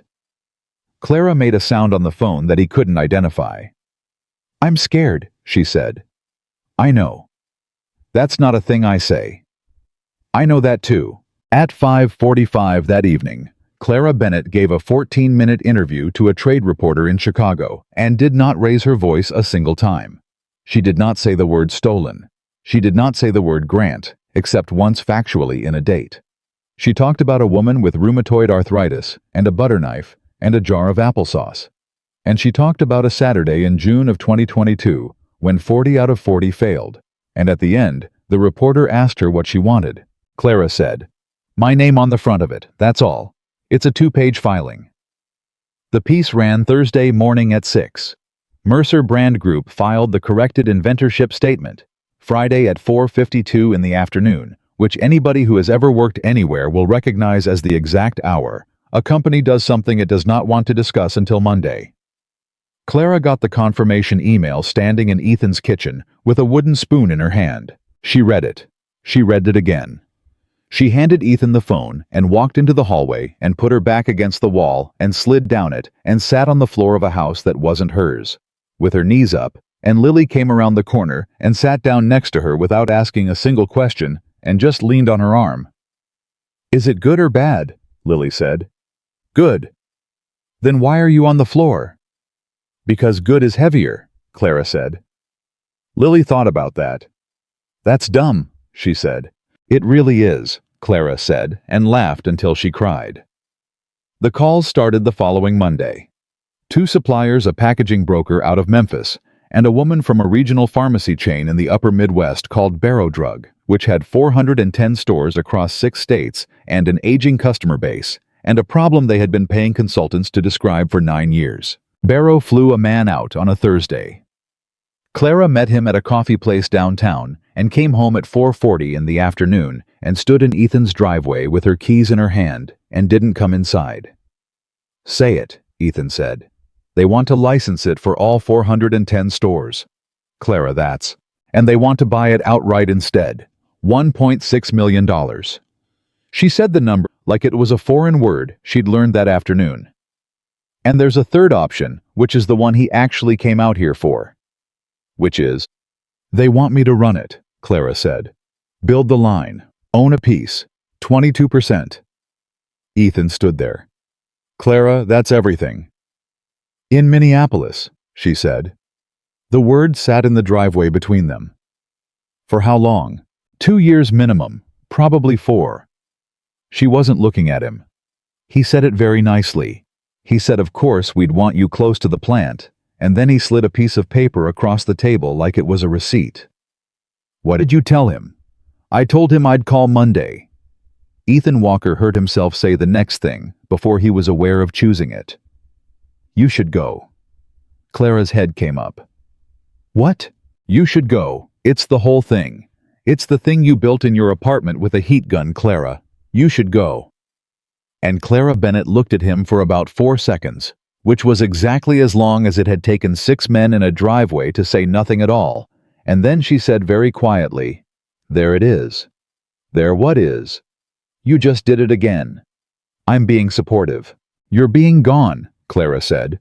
You're standing right there, and you are already halfway out of this. I know what it sounds like now, Ethan. I've had a lot of practice. It sounds exactly like being generous. So what do you want me to say? Something with you in it. Clara. One sentence. She was crying and furious and not moving. One sentence in your whole life with the word I in it and not I'm sorry and not I don't know. Ethan opened his mouth, and his phone rang. It was the school. At 4:51 on a Thursday afternoon, a woman in the front office of Riverbend Elementary told Ethan Walker that his daughter had come off the top bar of the play structure onto her left arm, that they had not been able to reach him for 11 minutes, and that Lily had given them a second number. Whose second number? A Clara Bennett, the woman said. She's listed on the card in your daughter's handwriting. They took Ethan's truck. Clara drove because Ethan couldn't get the key in the ignition, and that fact alone should have told her something, and later she would say she was too busy to read it. He didn't speak for the first 6 minutes. Then at a red light on 12th, he said 11 minutes. Ethan. 11 minutes they called, and I was under a Silverado with the phone in the toolbox. She's okay. The woman said she's okay. They put your name on the card. Clara glanced over. Lily did that, not me. I know Lily did that. Then say what you actually mean. I mean my 8-year-old daughter wrote a phone number on a school card, Ethan said, and his voice came apart down the middle. And she did not tell me, and she did it because she has already decided. And if this ends, Clara, if this ends, she's the one who pays for it, not me. I've already paid, I know how to pay. So that's it. That's what? Minneapolis, Clara said. It's not about Minneapolis. It never was. You've been waiting 11 months for a reason, and you finally got a good one. The light changed. At the hospital, Lily had a green cast and a lollipop and no fear whatsoever, and she looked past her father at the door and said, Clara, look. And Ethan Walker stood in an emergency room hallway and watched his daughter show a broken arm to a woman she'd known 11 months first before him, and felt something in his chest that he was ashamed of for the rest of his life. He waited until they were in the parking lot at 8:20 that night. Don't ever do that again. Clara stopped walking. Say that again. Don't ever pick her up. Don't sign anything at that school. If you can't reach me, you call the Petersons. Ethan. I mean it. Say why. Because that's my job. That's not why, Clara said. Say why. And in a hospital parking lot in Portland, Oregon, at 20 minutes after 8 at night, Ethan Walker told the truth for the second time in 11 months, and it nearly took him off his feet. Because I was at work, he said. Clara went still. When Sarah, aneurysm, 9:40 in the morning on a Tuesday in our kitchen. His hands were open at his sides like he didn't know what they were for. She called me twice. Phone was in a locker. I was 38 minutes away, and I got there at 11:15, and Lily was 4 years old. Clara, she was 4, and she was sitting on the floor next to her mother because she couldn't reach the phone on the counter. Clara put her hand over her mouth. So I don't get to be the guy who's 40 minutes away, Ethan said. Ever, not one more time. And today they called me 11 times and I didn't answer, and the reason my kid was okay is because she wrote your name on a card in pencil, and I should be on my knees about that. And instead, I'm standing in this parking lot yelling at you, because if you're the one who catches her, then I'm not, and if I'm not, then what am I? Clara Bennett crossed the space between them, and did not hug him, and did not touch his arm. She said, "Sit down on the curb." He sat down on the curb. She sat down next to him, and Lily was inside with a nurse getting a second lollipop, and they had maybe 4 minutes. I'm going to say something and it's not a fix, Clara said. Okay. You didn't rebuild your life after Sarah. You built a shift.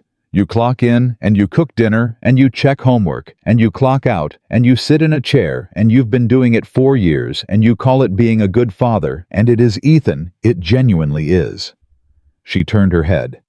But nobody can catch a kid alone. That's not a rule you made. That's arithmetic. 2 people is not a threat to Lily. 2 people is how she got a cast on today instead of sitting on a floor waiting. Ethan put his face in his hands. I know. Then say the sentence. Which one? The one with I in it. And Ethan Walker took his hands off his face. I don't want you to go to Minneapolis, he said. I want you at my table on Saturday, and I want you in the front door, and I want your name on that card, and I want to stop being a man who has dinner with someone in a house where nobody can see it. That's what I want. I've wanted it since April, and I've been a coward about it since April, and I'm asking you not to go, and I know I have absolutely no right to ask. Clara Bennett sat on a curb outside an emergency room. Okay, she said. Okay, that was the sentence. Clara, does that mean? It means I heard it, she said, and I'm going to make you say it again somewhere with people around. She got that chance 9 days later on a Saturday at 11:40 in the morning when a silver sedan with California plates came down Wilcox Street and parked in front of number 114. Ethan was in the driveway with the hood of his truck up. Clara was on the ground beside the porch with Lily signing the green cast-in marker, which took a long time because Lily had rules about it. The woman who got out of the sedan was 63 years old in a cardigan with Sarah Walker's exact jawline. Diane, Ethan said. Well, don't look so thrilled. You didn't call. I called Tuesday. You didn't call back, and then a girl at my church showed me a video of a woman reading a letter at a senior center in Beaverton and said, "Isn't that your Ethan in the back of the room?" Lily was already running. Grandma. Look at that arm. Diane bent down. Look at that. What did you do? Monkey bars. And who's this? And there it was. Clara stood up off the ground with a marker in her hand. Ethan closed the hood of the truck. The whole street was out. Mrs. Peterson was on her porch with a watering can she had stopped using. Mr. Delgado was on the sidewalk on his second walk of the day. Dale's truck was in front of the Petersons because Dale had been fixing their gutter for 9 days straight for reasons everyone understood and nobody discussed. Diane Whitaker looked Clara Bennett up and down. It took about a second and a half. Then she smiled warmly and said, "Well, aren't you good to help with her arm? Are you the sitter?" Nobody moved. 4 seconds. Ethan had been given 4 seconds one time before in his life in a driveway in front of a cooler, and he had made a sound with his nose so a conversation would end. He crossed the grass. "Diane," he said. "This is Clara Bennett. She lives at 1 and 12. She's the woman I'm with." Diane's face didn't change right away. "Ethan, I'm not finished." He put his hand out, and Clara took it in front of 11 people, and his voice was not loud, and it carried down the whole street. "Clara has been at my table 3 nights a week for a year. She taught your granddaughter to draw a horse. She's the second number on Lily's school card in Lily's handwriting, and last Thursday when the school couldn't reach me for 11 minutes, she was the one who got there. So no, she's not the sitter." Diane Whitaker stood in the street with her purse over her arm. "I only asked a question." "You did," Ethan said. "And I answered it in front of everybody because there was a night in July when I didn't, and I'm going to be making that up for a long time." Mr. Delgado said, "Good out loud to nobody," and kept walking. Diane looked at Clara. "I'm sure you're lovely," she said. "I'm sure that's true," Clara said pleasantly. And that was it. There was no scene.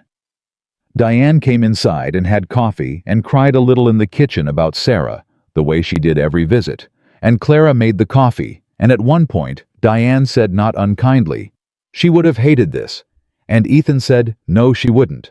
And Diane said after a while, "No, she wouldn't have." She left at 4.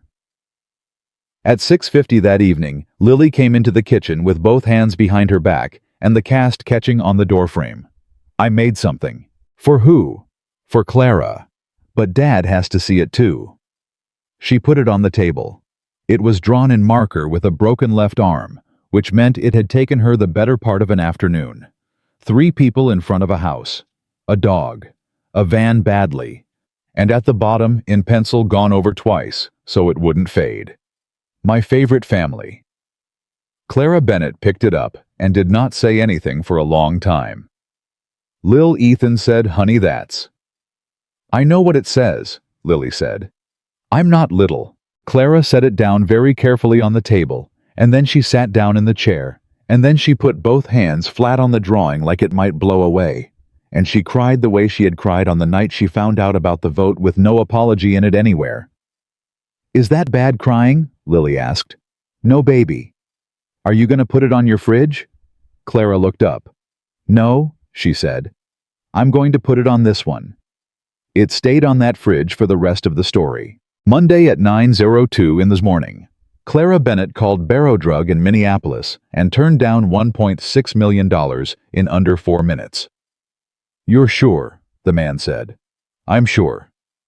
Ms. Bennett, I've done this a long time and I want to make sure you understand that when somebody says the number out loud a second time, it usually sounds different." "Say it again then." $1.6 million. "No," Clara said. "But thank you for saying it twice." Ethan was standing at his own kitchen counter with a coffee cup he had picked up 11 minutes earlier and never once drunk from. "I'll take the 22%, Clara said. "I'll build the line, I'll run it, I'll do all of it." "That's the offer we prefer." "In Portland." There was a pause on the line long enough that Ethan heard the refrigerator hum. "That's not the offer," the man said. "I know, that's why I'm making a different one. Ms. Bennett, the plant's in Eagan. Everything's in Eagan." "Then put a room in Portland with my name on it," Clara said. "I'm 40 minutes from a senior center with 400 members and 11 years of nobody asking them anything. You've been paying consultants for 9 years to explain your own customers to you. I'll do it for free on Saturdays. I've been doing it for free on Saturdays since 2021.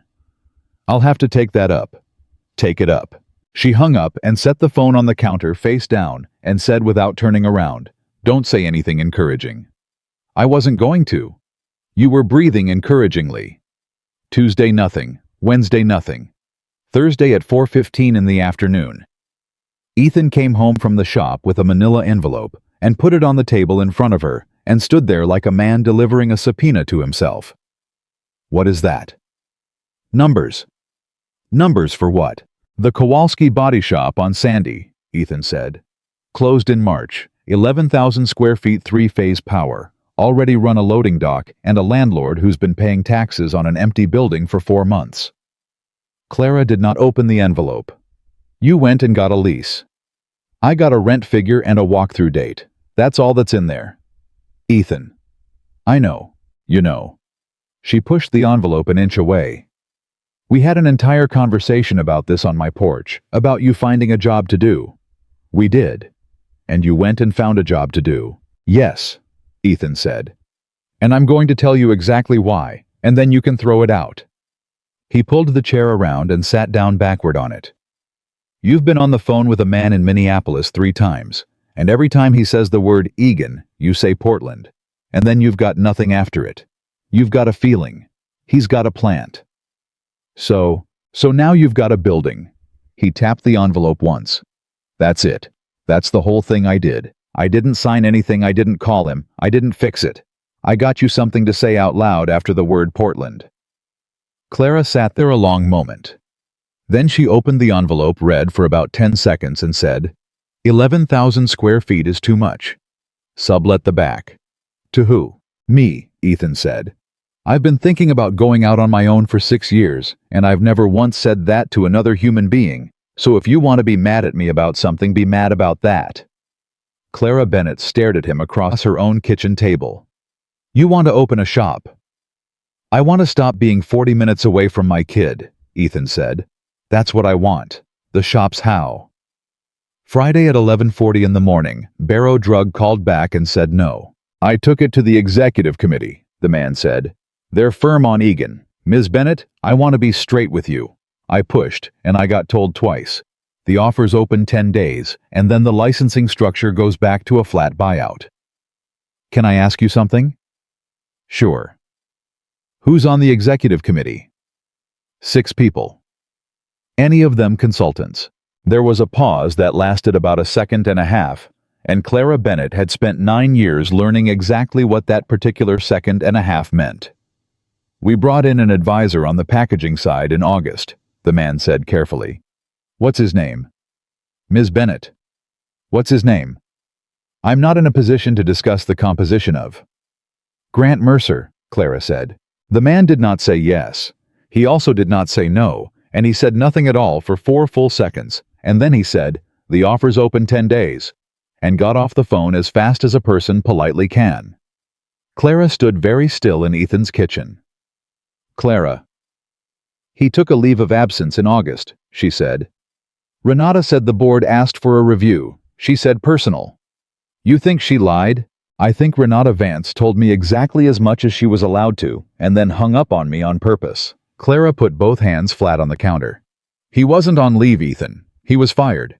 And the first thing he did with his Monday morning was call the biggest buyer in the country for the one product he no longer owns and get himself in the room and put a condition in the deal that moves me 1,500 miles away from the only 41 people on Earth who can prove what I did. That's a guess?" "It's not a guess. It's him." She turned around. "That's the whole shape of him. He doesn't hit you. He builds a hallway with one door in it and then acts hurt when you walk through it." Ethan set down his cup. "Then go over his head." "There's nobody over his head. He's a consultant." "There's somebody over the executive committee." Clara looked up. "The company's called Barrow Drug," Ethan said. 410 stores in 6 states, family name on the sign. "Clara, somebody named Barrow is alive." At 2:20 that afternoon, Clara Bennett got Walter Barrow III on the phone in Minneapolis, Minnesota, after telling 4 separate people that she was the sole named inventor on the patent his company was trying to buy and that she would hold. She held for 19 minutes. "This is Walt Barrow. Mr. Barrow, my name is Clara Bennett. I know who you are. I watched a video of a woman reading a letter at a senior center about 6 weeks ago and made my whole executive committee watch it too." He had a voice like a screen door. "How can I help you?" "I'm going to ask you one question and then I'll let you go." "Go ahead." "Is Grant Mercer advising your executive committee on this deal?" There was a silence on the line. "Ms. Bennett, hold on a second." "Mr. Barrow." "No, I mean hold on. I'm closing a door." She heard a door. "Say his name again," Walt Barrow said. At 8:40 the next Wednesday morning, a 71-year-old man in a windbreaker got off a plane at Portland International with no assistant, no attorney, and a rolling suitcase. He carried himself and told the driver to take him to an address in Beaverton. Clara met him in the parking lot of the Senior Activity Center, because that was where she had told him to come, and the first thing Walt Barrow said to her was, "This isn't a conference room." "No, sir." "You did that on purpose?" "Yes, sir." "Good," he said. "The last 4 things I bought in a conference room, and 2 of them were garbage." Bingo started at 10. Ruth Ann Feeney did not stop the game for him. That was the part Clara would tell people about for years afterward. Walt Barrow, whose family name was on 410 drugstores, sat in a folding chair in the 3rd row with a bingo card.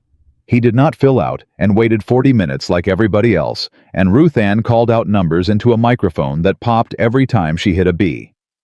At 10:52 she said, "Dorothy, come up here." Dorothy Kaminsky was 91 years old. She had come to that room every Wednesday for 6 years. She got up out of her chair without her walker for the 2nd time in her life and came to the front, and Ruth Ann handed her a gray blister pack, and Dorothy Kaminsky held it in a hand that had not fully closed since 1998, and pushed with the heel of her palm. It opened.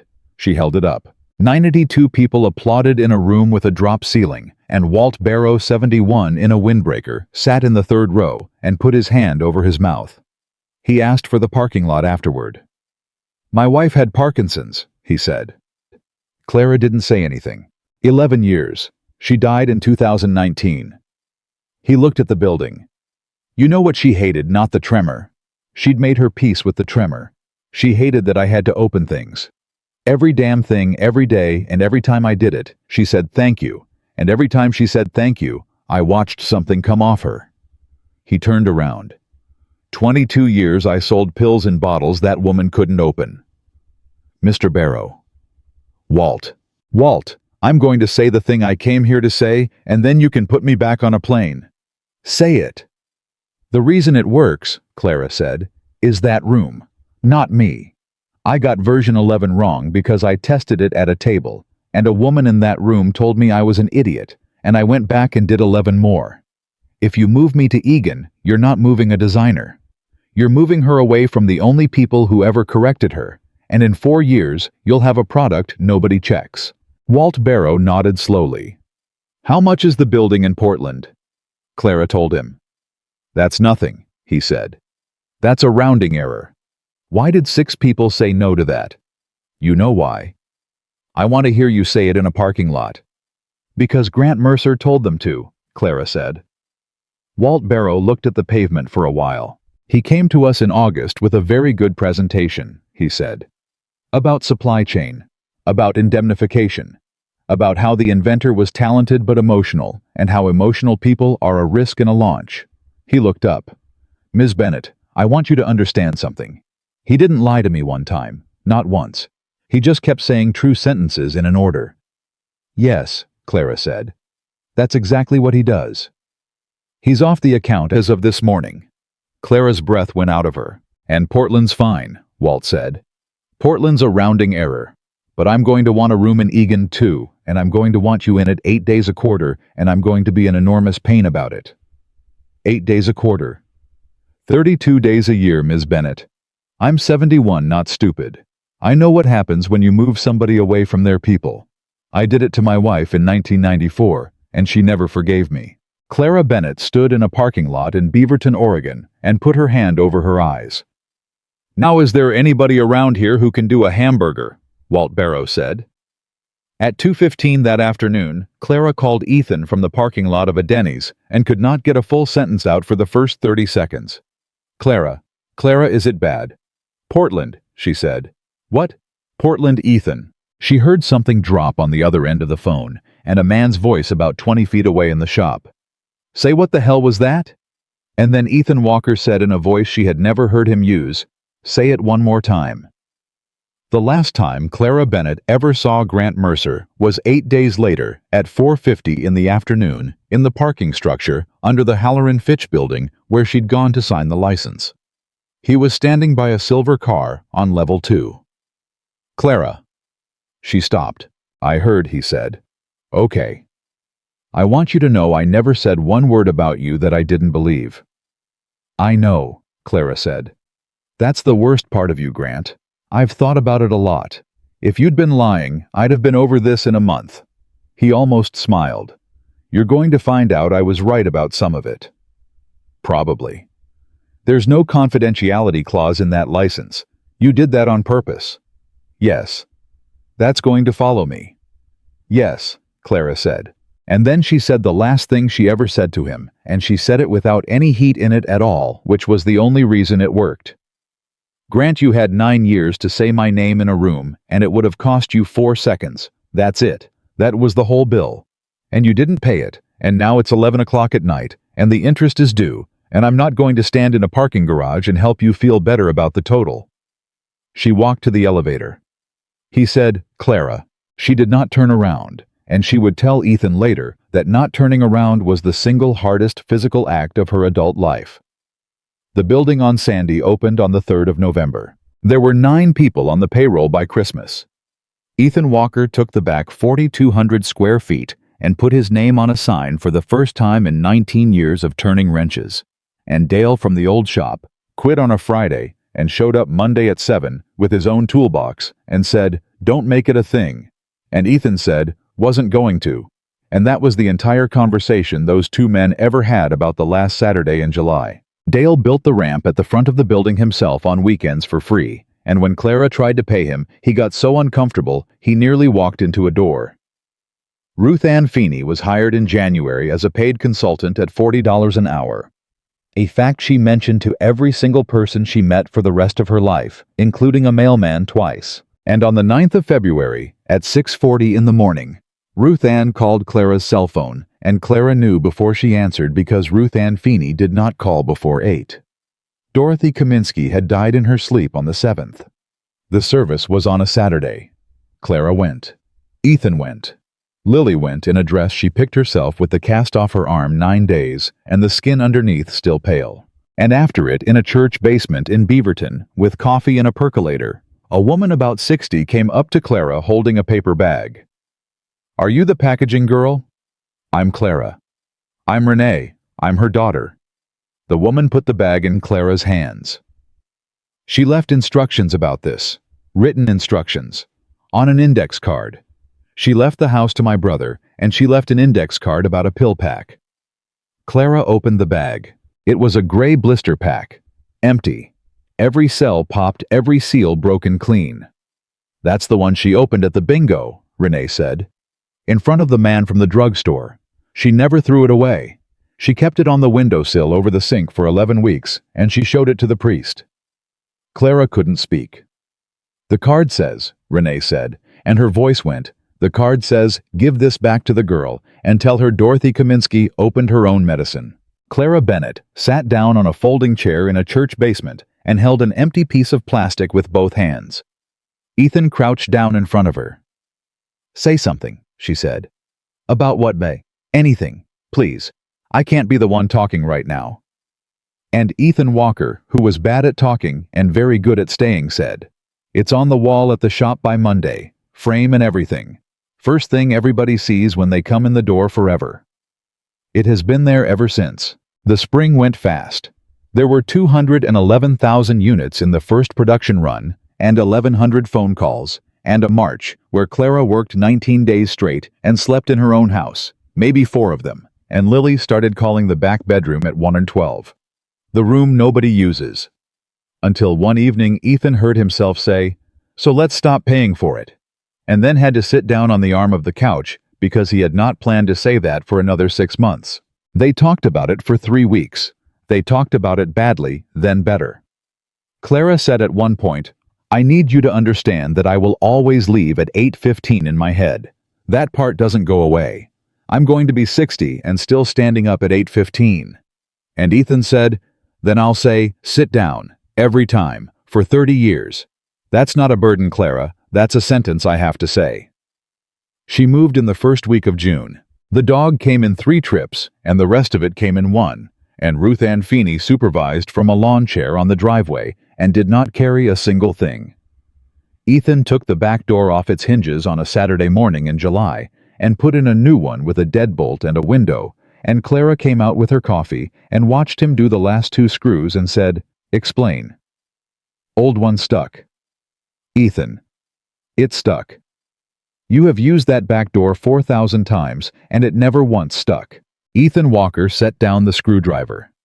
I don't want a door in this house that anybody ever came in quietly, he said. At 7:05 on the last Saturday in July, exactly 1 year after a man in a driveway made a shape with his hands, and 6 men laughed. The Wilcox Street block party started up in the Petersons' driveway with 4 folding tables and a cooler and somebody's speaker playing the same 12 songs. Clara said she wasn't going. Why not? Because I'd have to walk up that street in a dress, and I know exactly which square of pavement I was standing on.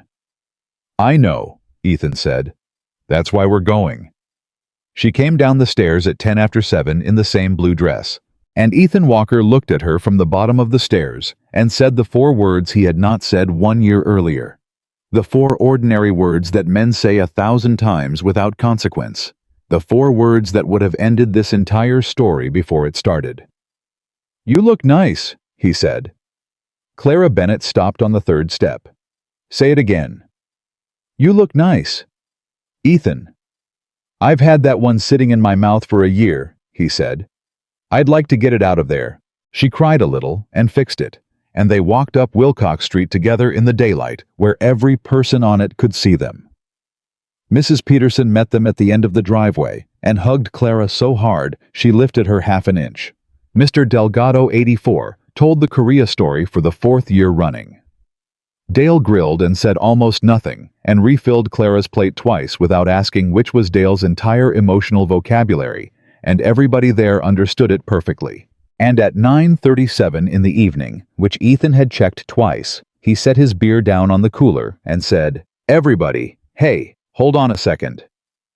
The music got turned down. Ethan, Clara said. What are you doing? 1 year ago tonight I stood right here, Ethan said, in this driveway with all of you, and somebody said something about the woman standing next to me. And I laughed. It was about a second long. I've thought about that second probably 400 times. Nobody moved. Dale looked at the grill. so I'm going to use this spot for something else." And Ethan Walker got down on one knee on the Petersons' driveway in front of 11 neighbors, his daughter, an 88-year-old woman in a lawn chair who had insisted on being driven over for reasons she refused to explain, and Clara Bennett in a blue dress. Clara put both hands over her face. "Ethan, Clara Bennett, you knocked on my door at 12:43 in the morning and asked me a question, and I stood there and said nothing, and you walked home in the rain. Don't do this here. This is the only place I'm willing to do it," Ethan said. "You asked me if I avoided loving you because you weren't the kind of woman people think I should choose." The whole street was silent. "The answer is yes," he said. Somebody made a sound. "The answer is yes, and I'm going to say it out loud in this exact driveway, because if I say no, then I'm a man who lied to you standing on one knee, and you've had enough of that from enough people." His voice held. "I did. For 11 months I chose what a bunch of people I don't even like might think over the best thing that ever walked onto this street. And then I watched you get on a van with 11 senior citizens and take on a company with 40 lawyers. And I understood. I'd been a coward about a woman who is braver than every person I have ever met." Lily was crying. Mrs. Peterson was crying. Ruth Ann Feeney had not blinked in 90 seconds. "So here's the new answer," Ethan said. "I want to be the man who says your name first in every room for the rest of my life, before anybody else gets a chance to decide what you are. That's the job I'm asking for." He got the box out of his pocket. "Marry me." Clara Bennett took her hands off her face. "Say the first part again," she said. "Which part?" "The yes part." "Clara, I mean it." She was laughing and crying at the same time, and her voice was absolutely steady. "Ethan, every man I've ever known would have said no to that question in front of people. You said yes. Say it again." "Yes," Ethan said. "I did it. It was me. I was ashamed, and it was mine." "Okay," Clara said. "Okay. Okay, get up." He got up. "That's a yes," she said, "and I want it on the record, and there's no confidentiality clause on it either." Ruth Ann Feeney yelled, "Thank God," from a lawn chair, and Wilcox Street came apart. They were married on the 14th of September in the activity room of the Beaverton Senior Center, because Clara refused every other building on earth, and there were 400 chairs and not enough of them. Ruth Ann Feeney, 88, walked her down the aisle at 7 minutes to 11 and told her twice on the way that the van was running fine. Lily Walker, 9 years old, held the rings and did not drop them, and had rehearsed not dropping them for 2 weeks. Diane Whitaker came from California and sat in the second row and cried, and afterward she took Clara's hands in the hallway and said, "I asked if you were the sitter," and Clara said, "You did." And Diane said, "I've thought about it every day for a year," and Clara said, "Then we're even because so has he." Walt Barrow sent flowers and a note that said 7 words. "Told you conference rooms were no good." There is a photograph from that day that ended up on the wall at the shop on Sandy, next to a framed empty gray blister pack with an index card beside it in a 91-year-old woman's handwriting. In the photograph, there are 3 people standing in front of a house on Wilcox Street. A man with grease he could not get out from under 2 fingernails. A little girl with a healed left arm. And a woman in the middle who is not standing slightly behind anybody, and who is not apologizing to anyone for the space she takes up, and who is looking directly into the camera, like she has every right in the world to be in the middle of that picture. Because she does. Because a woman knocked on a door at 12:43 in the morning and asked a man the one question nobody had ever made him answer. And it took him a year, a van that wouldn't start an 87-year-old woman in a purple coat. 41 people who voted 39-0. An empty blister pack on a windowsill and 4 seconds in a driveway that he finally paid for. But he answered it. He answered it out loud on a street where everybody could hear him with her